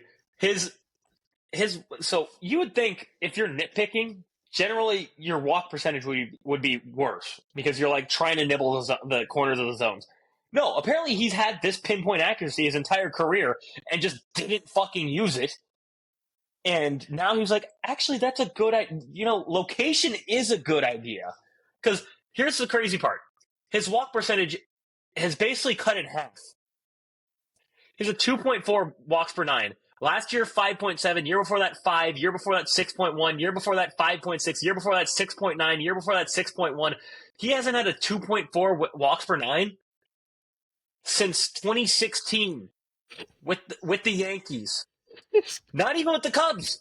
That's not even the full fucking season. He has never had a 2.4 walks per 9 ever his entire career. You know what? Aiming's a good idea. Are you fucking serious? And we've talked about it before. Yes, his strikeouts per 9. Lefties get more chances, but what do you mean you've never aimed? 16 years, never. Well, when you throw 105, I guess sometimes it doesn't matter. Yeah. Yeah, but I'm also like, dog. Like you could have tried this you could have been the best closer ever. Like if you just could you imagine if he was in his prime throwing 103 just on each corner? He would have the lowest ERA of a closer of all time. He would probably have. He might have won a Cy Young. He would be he never gets hurt. He'd have 50 saves a season, and it would be routine. Yeah. They'd be like, yeah, fuck it, Aroldis, go out there, paint the corners. I can't believe no one told him that. I mean, his strikeouts per 9 is way lower than most of his career. Oh my god, he's pitching to contact? Not his entire career, most of his career. And it's not down, it's not like it's way down. It's 12.8 strikeouts per 9, which is still fucking good. Holy fuck. Take a guess what his ERA plus this season is. Does it start with the 2? No. 179. It starts with a fucking 4. 426? 401. Oh, 401 too high. Or ERA, yeah. 401. I mean, don't get me wrong. Still, 401 ERA plus. He's got a 1.83 FIP, a .673 WHIP. That is the best of his entire career by a shit ton. Who knew that if he just taught this fucker just to start down the fucking middle, he'd be the best pitcher ever? He's got a 104 ERA this year. He has 3.2 wins above replacement. That is right now the second most of his entire career. The only season he had higher wins above replacement was in 2012. He had 3.4 wins above replacement with the Reds. What the fuck, man? What? So I guess Chapman is back, and he's just going to pitch. And he's 37. And he still has probably the hardest pitch throw. Oh my god, dude, what? He still will occasionally get it up to 103. God, he could have been so good if someone just said, hey, aim. Yeah, said inside fastball instead of just fuck it, bring it here. Bring it right here, man. Yeah, so he's literally decided, aim small, miss small, which is archery 101. Sniper school. Yeah. Aim small, miss. That is literally what you're supposed to do. I don't know how no one ever told him this. No, it took 17 or 16 years in the MLB to finally hear that. Absolutely staggering. That is a ridiculous development. He just never knew that you had to aim your pitches. Yeah. What? Basically. Okay, great. So, anyways, that's enough about Chapman having the best season of his entire fucking career. Because he has to 37 aim. So because stupid. He decided, wait a minute, inside fastball? I was just throwing fastball. Yeah. For 16 years. The same thing that my Little League coach taught me. Yeah. He was finally told. And he was like, that's a good idea. Ridiculous. Speaking of Red Sox, The Red Sox released Walker Buehler, too. Someone's going to take a flyer on him. I don't know who it is. Sure. I don't know who it is either. This is why everyone freaks out, including us, on the second Tommy John. When Spencer Strider went for a second Tommy John, this is the reason we freaked out. Because Walker Buehler was the Spencer Strider before Spencer Strider. Walker Buehler was, people forget how fucking good Walker Buehler was. Walker Buehler also has more pitches than Strider, and I would say better pure stuff, because Strider originally was just a 2-pitch guy. Yes, I'll agree with that. Walker Buehler in his prime was disgusting. His first full season in MLB, 2.62 ERA, 3.04 FIP. I think he was third in Rookie of the Year voting. The next year, he had a 3.26 and was ninth in ninth in Cy Young voting. And then all the way up until 2021. 2021, he put up a 2.47, 207 innings pitched. He got fourth in Cy Young voting that year. So, that's why I said he was the Spencer Strider before Spencer Strider. Yeah. And he had a second Tommy John from 2022 to 2020, and 2020 at the end of 2022, or somewhere in the middle of 2022. And he came back and has not been jack shit ever since. Yeah, he hasn't been good. No, 5.38 last season, 5.45 this season. Yeah, and he closed out the World Series because fuck it, sure. Because also, he decided that he is a big game pitcher. I will give him that. Oh yeah, he's a big game riser. Yeah, he is a big game riser. He has been for his entire career. He did it even at a young age with the Dodgers. Except for the one time when he gave up that grand slam to Ronald. Okay, but that was the only time. And he walked him too. He fully walked him.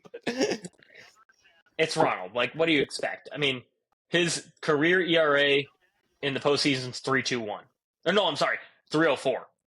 It's pretty good. That's very good. That's very, very good.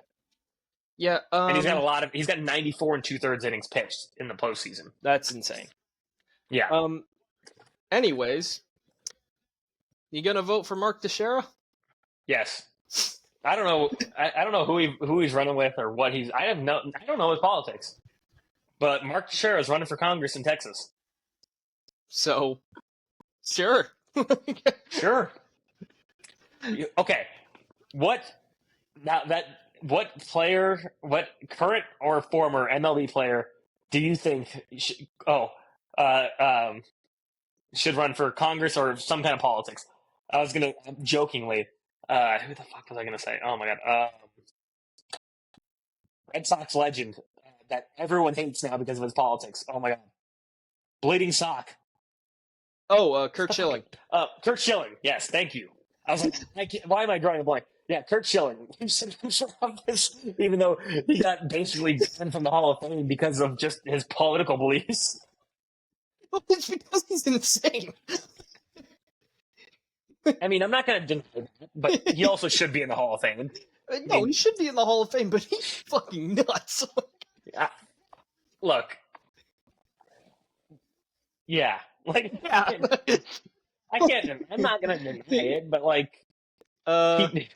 Josh Hader. Josh Hader should run for politics. Yeah, definitely. Definitely a good idea. Well, you said a joke. I'm going to make That's true. No, Josh Hader. Jesus. Julio Urias. No. Oh. No, I know what you're going to say. No. No. I know what you're... No. I wasn't going to say anything. I was just like, shit. I know what you're... You know what I'm thinking? Oh. No. I think I know what you're thinking. I don't think you... I'm not thinking anything now, actually. Okay, There's nothing going on here. I thought you were going to throw out another joke player, but no, we're not going to do that. No. Trevor Bauer. No, I'm just kidding. Someone who would I think actually being honest, being JT Realmuto. That's a good one. I was going to say Buster Posey. Oh, I'd vote for Buster Posey immediately. Yeah, I'm like Buster Posey. No question.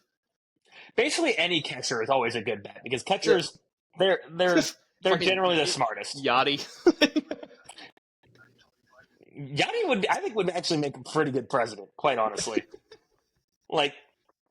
Yachty, he'd up the defense budget so much more too, just because. Defense, yeah. Yeah. He's the king of defense. Well, I, JT is the only Philly that I could. I really liked the only. Yeah, you were Pete Rose.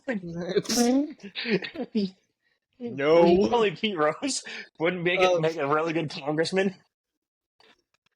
A certain shortstop formerly associated with the. That's Yeah.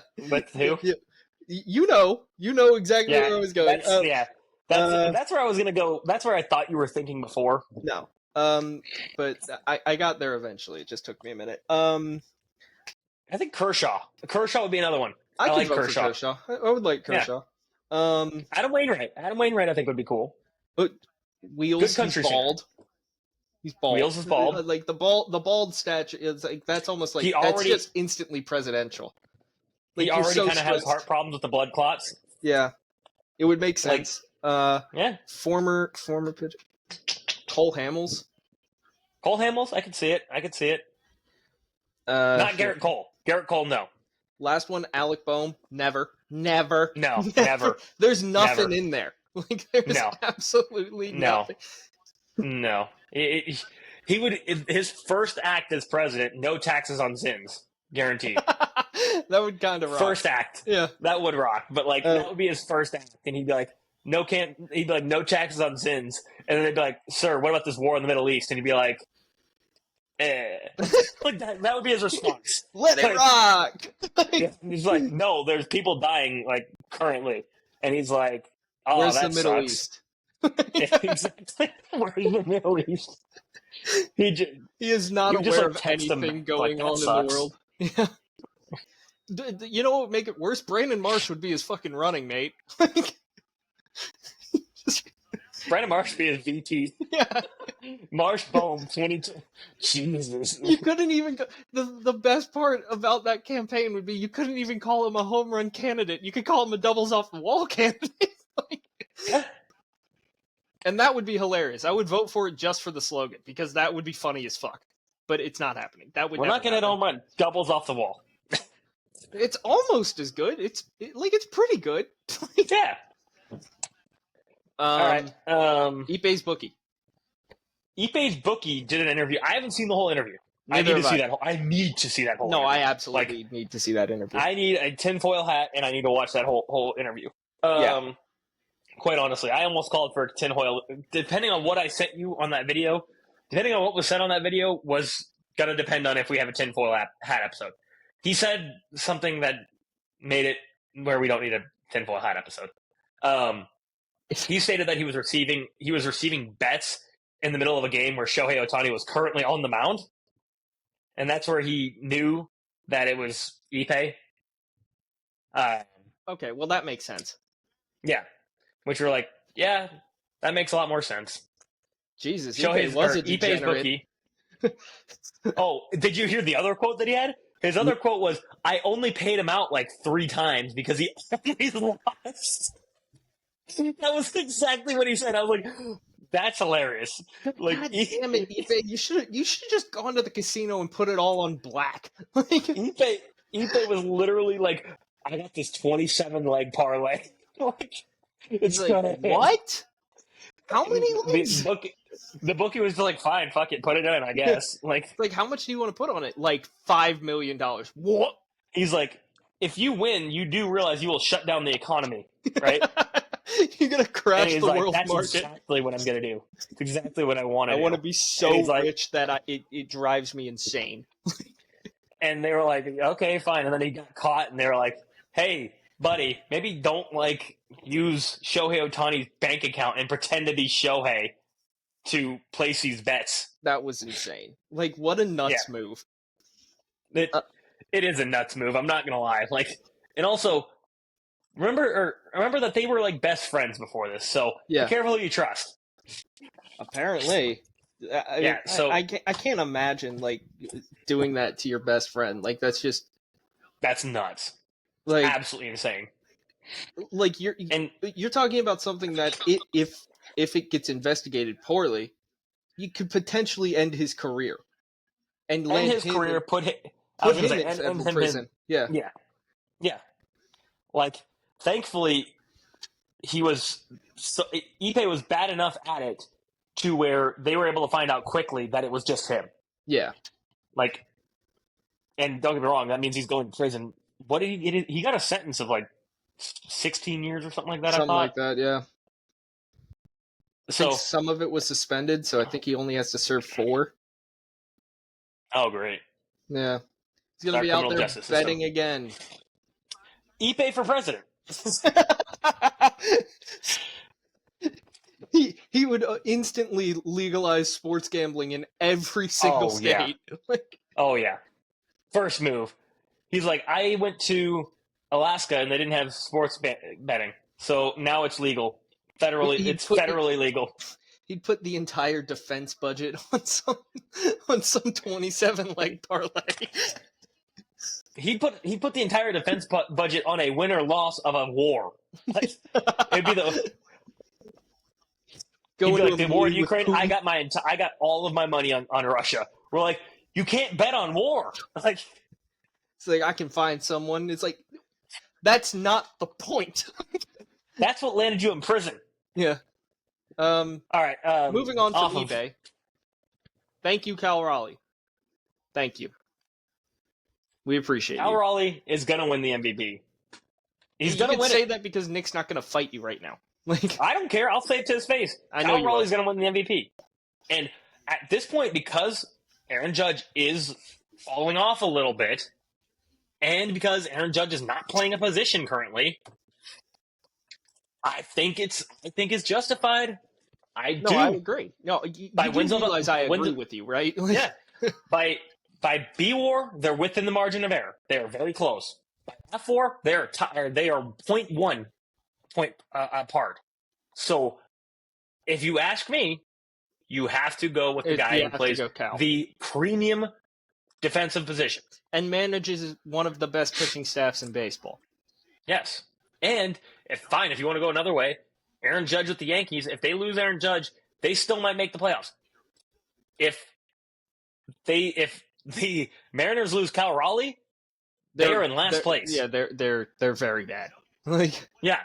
And I don't know if you saw the statistic. It was Aaron Judge's numbers injury and post injury.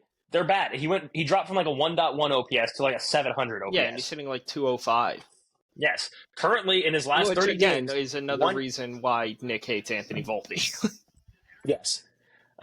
In the last 30 games, he is hitting 196, 366 on base percentage, 402 slug. That's a 7 in his last 30 games, that is a 768 OPS. That's not good. No. I get it. Aaron Judge is a freak. He's having a fantastic season, having a very, very good season. But he is falling off at a very rapid rate. And Cal Raleigh is continuing to do what he fucking does. Like, Cal Raleigh is continuing to do it, and then he's also playing the hardest position to play defensively, period. Yeah. No, so, point blank. I think it was last week, me and Nick had the debate, and I was before, what I said was right now, it's Aaron Judge. But there is a world, a real possibility that Cal Raleigh takes the lead, and all that needs to happen, it's not a hard thing.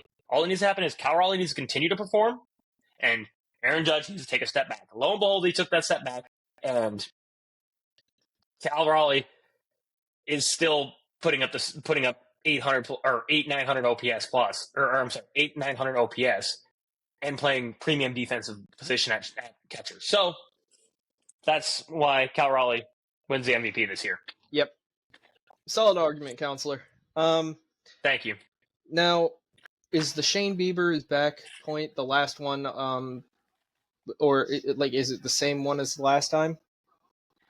Well, he hadn't pitched the last time we recorded, did we? Or did he? I don't think he did. Yeah, he did. He went 6 innings. 6 innings. Well, yeah, but I know that he pitched since the last episode. But I'm saying when we recorded that last episode, I don't think we reported that he actually pitched. We did.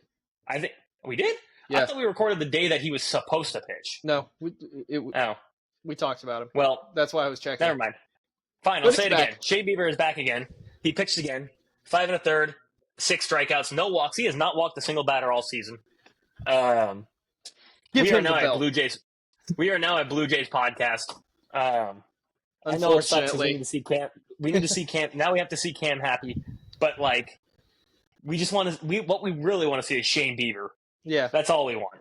he's the Like- attraction. He's the attraction. Okay, we're gonna do something that we haven't done. Quickly, we're gonna do top 10 power rankings in the MLB. Okay. Each of us. Who are we? We'll go 1 to 10 because it's easier that way. Yeah. Because once you get to like, it's hard to be like, okay, 10, maybe.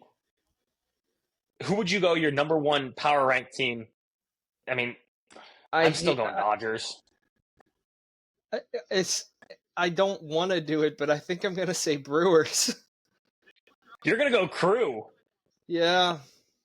I mean, they do have the best record They in have baseball. the best. It's like I feel like I can't not put them one. Yeah, Like, they I have the get it. I best get what you're record. saying. It's just like I don't like it. I don't like if the playoffs came in to the picture. Like if we were doing like a playoff power ranking. That's what I'm basically saying. Like, let's say season ended Oh, today. who's gonna win the World Power Series rankings, type of thing? yes, exactly. I would put the Dodgers one there. That's where I'm going Dodgers. That's the only reason I'm going Dodgers 1. And Yeah. it's sad because I'm going Dodgers 1, and then Gets a little I weird. think I'm going. Gets really hard starting at 2. And I think because they are in first place, they have the best record in baseball. I think I do have to go Brewers in 2. Yeah, but that's the only only reason- I'm gonna put them there, but I don't think they're gonna win. I don't like it. No, neither do I. Like, neither do I. But I don't like. I'm like, but they've proved it. Like, they have proved it. They're so dumb. I hate them. They I hate them. I gotta go them 2. Who do I go 3 though? I'm between the Tigers, the Mariners, the Astros, the Red Sox, The Astros Blue are just Jays. always there for some reason. and the Phillies. Dude, I don't know who I put 3. Like, cause if the Phillies still had Zach Wheeler, I'd easily put him 3. I'd probably put him above the Brewers. I'd probably put them 1. Quite honestly, if they still had Zach Wheeler, I'd probably put them 1. Yeah, but they don't. So 3. I'm gonna go fucking Mariners. Fuck that. I'm going with the Mariners. I I'll like their agree with pitching you there. staff. I like the Cal pitching Raleigh. Yeah, I like the pitching staff. Cal, Big dumper. Gino. I think. Yeah. I think they're solid. Then I'm gonna go Phillies. I gotta go Phillies there because I can't move them that much. And then I'd put Tiggs after that, actually. Yeah, Just Tigers because after Phillies. just because I then trust I go Blue Tarek. Jays. Yeah, and then Blue Jays. Honestly, I Blue think Jays, Sox Red after Sox. that. Yeah, Sox. Ooh. Yeah, Sox after that, and then I gotta go Astros. Yeah, I'm splitting hairs between Astros and Sox. Yeah, that's where I am too. And then, how many are we at now? That was Sox were 7. 7. So then, either Mets or Padres or Yankees. Padres. I'm going Padres. Wait, we already said Astros, right? Yeah. The Stros were it was like Red Sox and Stros were 6 and 7. Yep. Because Padres, yeah, I gotta go Padres. I gotta go Padres there. I trust their lineup and more. then, yeah, Padres, and then I gotta go Mets or Yankees. I'd go Mets. As much as I hate them, I feel like they've got enough gimmicks and voodoo magic to somehow. No, I'm gonna go Yankees. You're gonna go Yankees. I'm gonna go Yankees. Well, then I'm gonna go Mets then Yankees. The reason I'm gonna go with the Yankees is just because Cody Bellinger's having their lineup is more complete to me, and they actually have a starting pitching staff. Like, that's true. I mean, not a good starting pitching staff, but a starting pitching staff. Yeah, whereas the Mets don't, except for the 2 new kids, and you have no idea how they're gonna. Well, exactly. They're so new that I can't put that much faith in them. They're brand new. Like, you don't know how the bright lights of postseason baseball are going to affect them at all.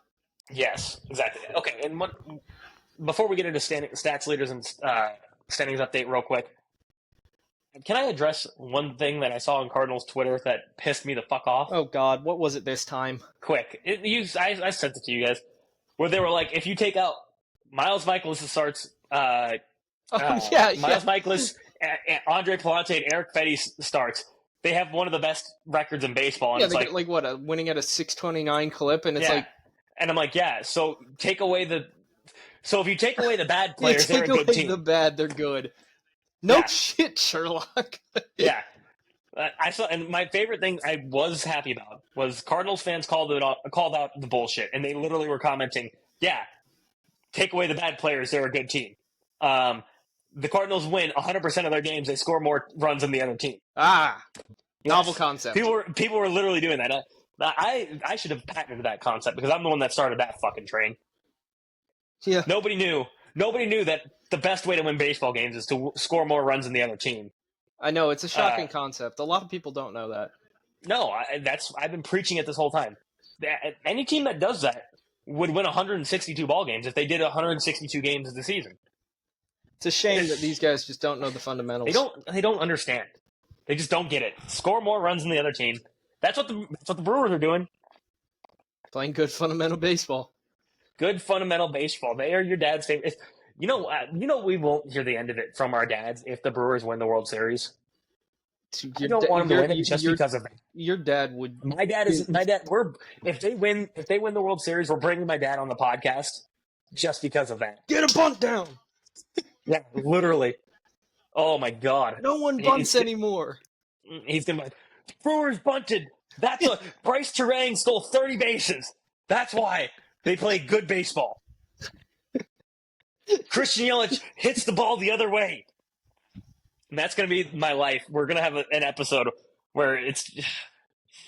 Like, your dad's screaming about fundamentals. And what's crazy is I'm the old man of the podcast that actually, like, most of the time, there's a reason why I'm the only one that there's a reason why we keep getting into this fucking Yadier Molina debate. And I keep blowing a gasket every time. There's a reason. It's just holding up a sign, Yachty sucks. You fall for it every time. Look, man, that was my favorite fucking player growing up. I was a catcher in Little League. Like, that was my guy. Like, anyways, stats updates. Judge is still leading in batting average with a 322, which is crazy. That he still is leading, even though he is hitting like 197 over the last 30 games. Cal Raleigh's got 50 bombs. He broke, as we said before, Salvador Perez's catcher home run record. Thank God.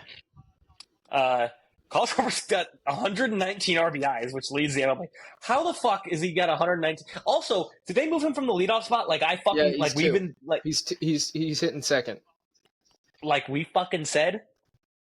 And do you know why it's working? Why he's got so many RBIs? Because there's a guy on in front of him. We have Turner pretty much always gets on, and Stott's the 9 guy. Of course he's getting on. Yeah. So it's like, hey, maybe like get guys on base instead of having him hit solo shots. He gets a lot more runs. Look at that. Again, novel concept. Tyler, what's the best way to beat another baseball team? Score more runs than the other team. Yep. Caballero is leading in stolen bases with 41. I am shocked that there is not a Brewer on this list until... Bryce Terang, right? It's got to be Bryce Terang. I mean, it has to be. Yeah, Bryce Terang is 25th. That is shocking. And the fact that... A lot of sack bunts. Yes. Pudgy Jose Ramirez is still 3rd is fucking mind-blowing, man. He's so good. He's so good. God. He will go down as our generation's greatest player to not really be talked about. He's got 30. He's got 36 stolen bases. Yeah. Aaron Judge still leads in OPS. He's got a 1.1. Ohtani is second with a 0.995. Bo Bichette is leading in hits, which is like finally. Go figure. That's what he did. Yeah, that's like after last season. It was like, come on, man, what happened? How did you die last season? Like all year long. His dad gave him a pep talk. Holy shit! Corbin Carroll leads in triples. I normally don't cover triples, but the number just shocked the fuck out of me. What does he got? Guess how many triples he got? Is it double digits? It's double digits. 18? 16. He has 16 triples. That's a fuckload of triples, man. That's a lot of triples. I mean, he is fast as shit, so I guess it makes sense. But it's just like, that's crazy. And also, Chase Field sucks. That stadium is terrible, and you can hit the ball anywhere in the outfield, and I swear to God, it looks like an ocean. And it just like ricochets everywhere. All right, cool. Great. All right, pitchers. Paul Skeens leading an ERA with a 2.05. I went on a little rampage on my Twitter, if anyone wants to see, of how good Paul Skeens has been at such an early age. It's actually fucking nuts, quite honestly. You looked like you were having a schizophrenic rant. I was. Yeah. This is the second or third time I've done this about Paul Skeens. The other person I've done this about is second in ERA, Tarek Skubal. He's got a 2.28. It's a real shame Paul Skeens will only ever get one opening day start. Feel bad for him. Poor guy. Bubba Chandler. Yeah. Wins. Freddie Peralta's got the lead in wins. He had 15 last time. He is having a career season. He's at 16 now. Yeah. Garrett Crochet leads in strikeouts with 214. Saves. Estevez and Suarez are tied with 35. And Chapman is somehow back on the list. Of course. Chapman is 7th. Hardest pitch thrown. Aroldis. Yeah. I don't even need to look it up. It's probably Aroldis. Yep. 104.7 or something. Tarek Daniel leads in whip, 0.87. And your comeback player of the year, Jacob deGrom, is second with a 0.93. Innings pitched. Do you want to take a guess? Logan Webb. Every fucking time. Every fucking time. Logan Webb, 173 and 2/3 innings pitched. Like, I don't want to call him a Chad innings eater because he's not. He's a fucking ace level pitcher. Yeah, but he does combine the Chad innings eater with ace. Yeah, it's weird. He's what our dad's favorite ace was. He pitches to contact. 200 plus. He throws 200 plus innings. He lets the infield work. He's a good fundamental pitcher. Good fundamental pitcher. None of this high fastball shit, just sinkers. Just sinkers and changeups. Gets contact. Lets the infield work. Turns double plays. His pitch mix is sinker, changeup, curveball. No sliders. Sliders don't exist. Never throw a high fastball. God forbid. No high fastballs. Never a high fastball. Unfortunately for the dads out there that don't like sliders, Logan Webb does throw a sweeper, and it's gross. So it is disgusting. Anyways, he's got the 173 and 2/3 innings pitched. Because of course he does. Batting average against, it is Nick Pivetta now. Yeah, sure. Yeah, exactly. I was like, what? I think that's it for my stats dive. Stats update. Want to go down the list of standings that are the same? They've been the same for the last fucking 2 months. It feels like. Yeah, I'm not even going to read off records. I'm not even going to read off records. Although the Padres did make it interesting for a day. Just a day. All right, so in the AL East, we got Toronto, New York, Boston, and Boston's going to catch them. Like, I think Boston's going to catch them. Tampa Bay, they might. Not winning 102 games. No, they're not winning 102 games. Damn you, Tampa Bay. Baltimore is bottom. Detroit leads the AL Central. Kansas City is second. And then Cleveland right after that. Cleveland has somehow achieved pure mid. Like, they're just constantly 500, which is shocking because one over, one under. Well, which is shocking because normally they look like pure mid, but somehow they're in first place. Yeah, but this time it's actually middle of the division.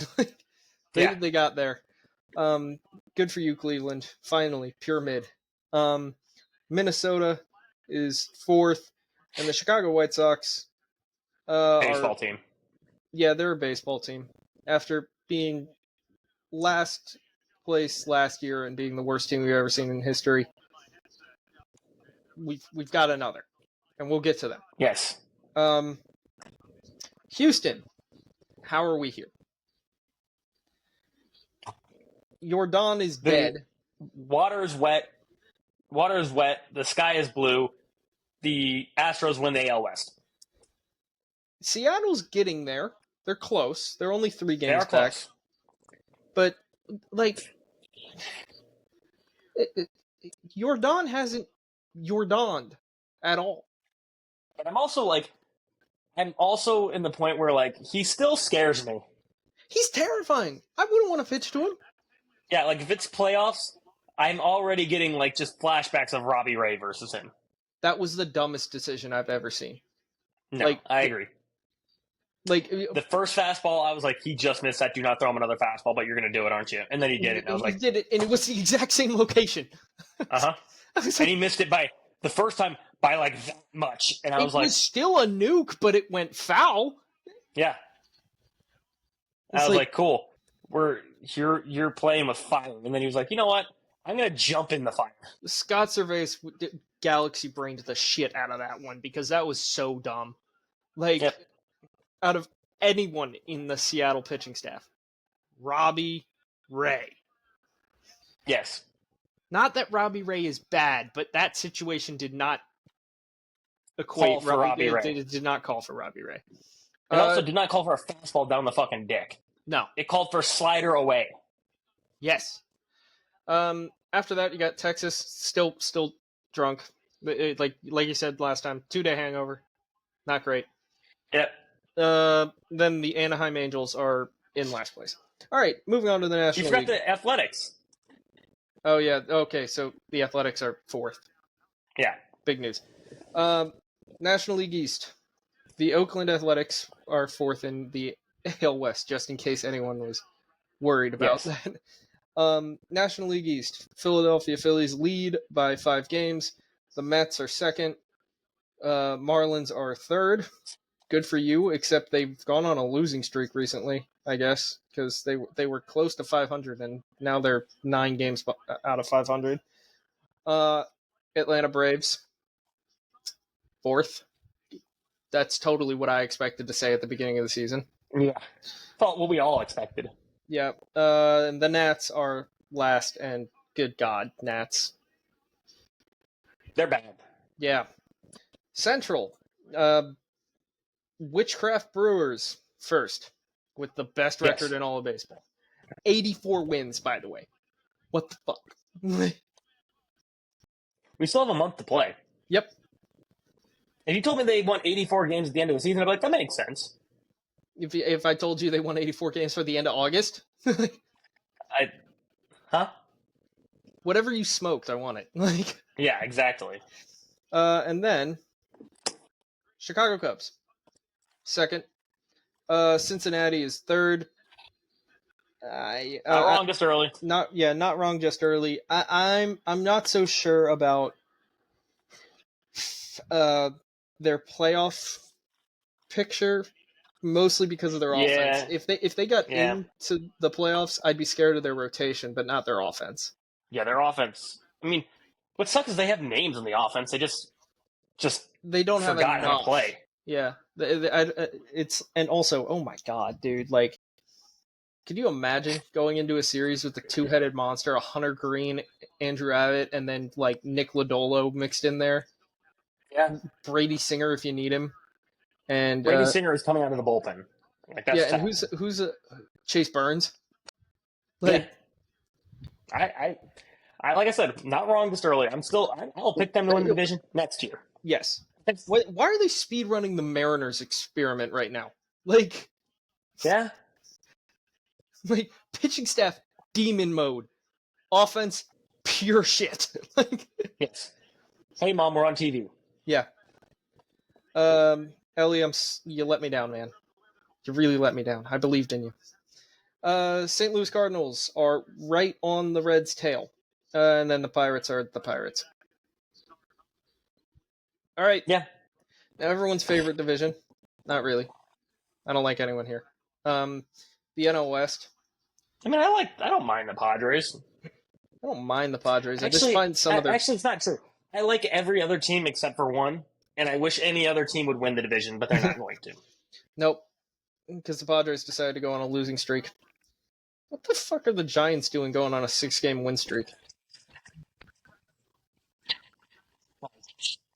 I can't hear you. What the fuck was that? Okay. And he's gone. Okay. Well. Well, You're my back. headphones died. Okay. Colorado. God damn. I'm gonna read the run differential because it's funny. Minus 353. Which is the worst in baseball history again. They're just going for that record. In the Like live ball era. they're They've extending already it. passed the record. No, I know they passed the record. They're just extending it now. Yes. Like they're making sure no one takes it back. They're doing a victory lap now. This is the greed they talked about in the Bible. They want to be the worst team ever. Yes. They're gonna have to try again next year too. If they do it 2 years back to back, that's absurd. They could do it. They could. Just all right. Tell them to shoot for the Spiders record next time. True. Then it goes Arizona and San Francisco have almost the exact same record. Yep. The Padres and then the Dodgers. Okay. And those are the standings. Quick guess the player because I'm just gonna fuck with you. Oh God. Okay, go ahead. Ask me a question. I'm making team he was most famous for. The Rangers. Current or not current? Currently on the team. Does he jump rope? Yes. Adolis Garcia. Yes. It was just I pulled up reference and it was the first name that still pops up to this day when I click on reference. So when you said current player, I was like, I gotta ask the question just to be like, yes. does he jump rope? God, I love that video. It's so good. I'm so mad that I can't find it again. It's so funny. The fact that it looks exactly like him is just the cherry on top. I'm so upset that I can't re-find that video. I know the account name. It was Kyle Tucker is dead. I tried to find that account too. I couldn't find it. Damn. Maybe maybe Adolis's lawyer sent him a cease and desist. Maybe. I looked up Kyle Tucker is dead and nothing. Well, he was an Astros fan, so he might have changed the account name. I know. That's probably what he did. Yeah. Which I need him to if you're listening, Kyle Tucker is dead. Former holder of that account. If you're listening, tell me what DM us what the new name is. And send us the video. Yes. Because it is hysterical. That tweet was absolute perfection, dude. Yes. All right. Well, subscribe, follow. You know where we are. You know where to follow us. I'm now living the dad life, so He's got his jorts on. You can't see them, but they're on. Whoa. I didn't even know what this does, but I'm having fun with it. You versus technology again. All right. Yeah. All right. Peace Later, out. everybody.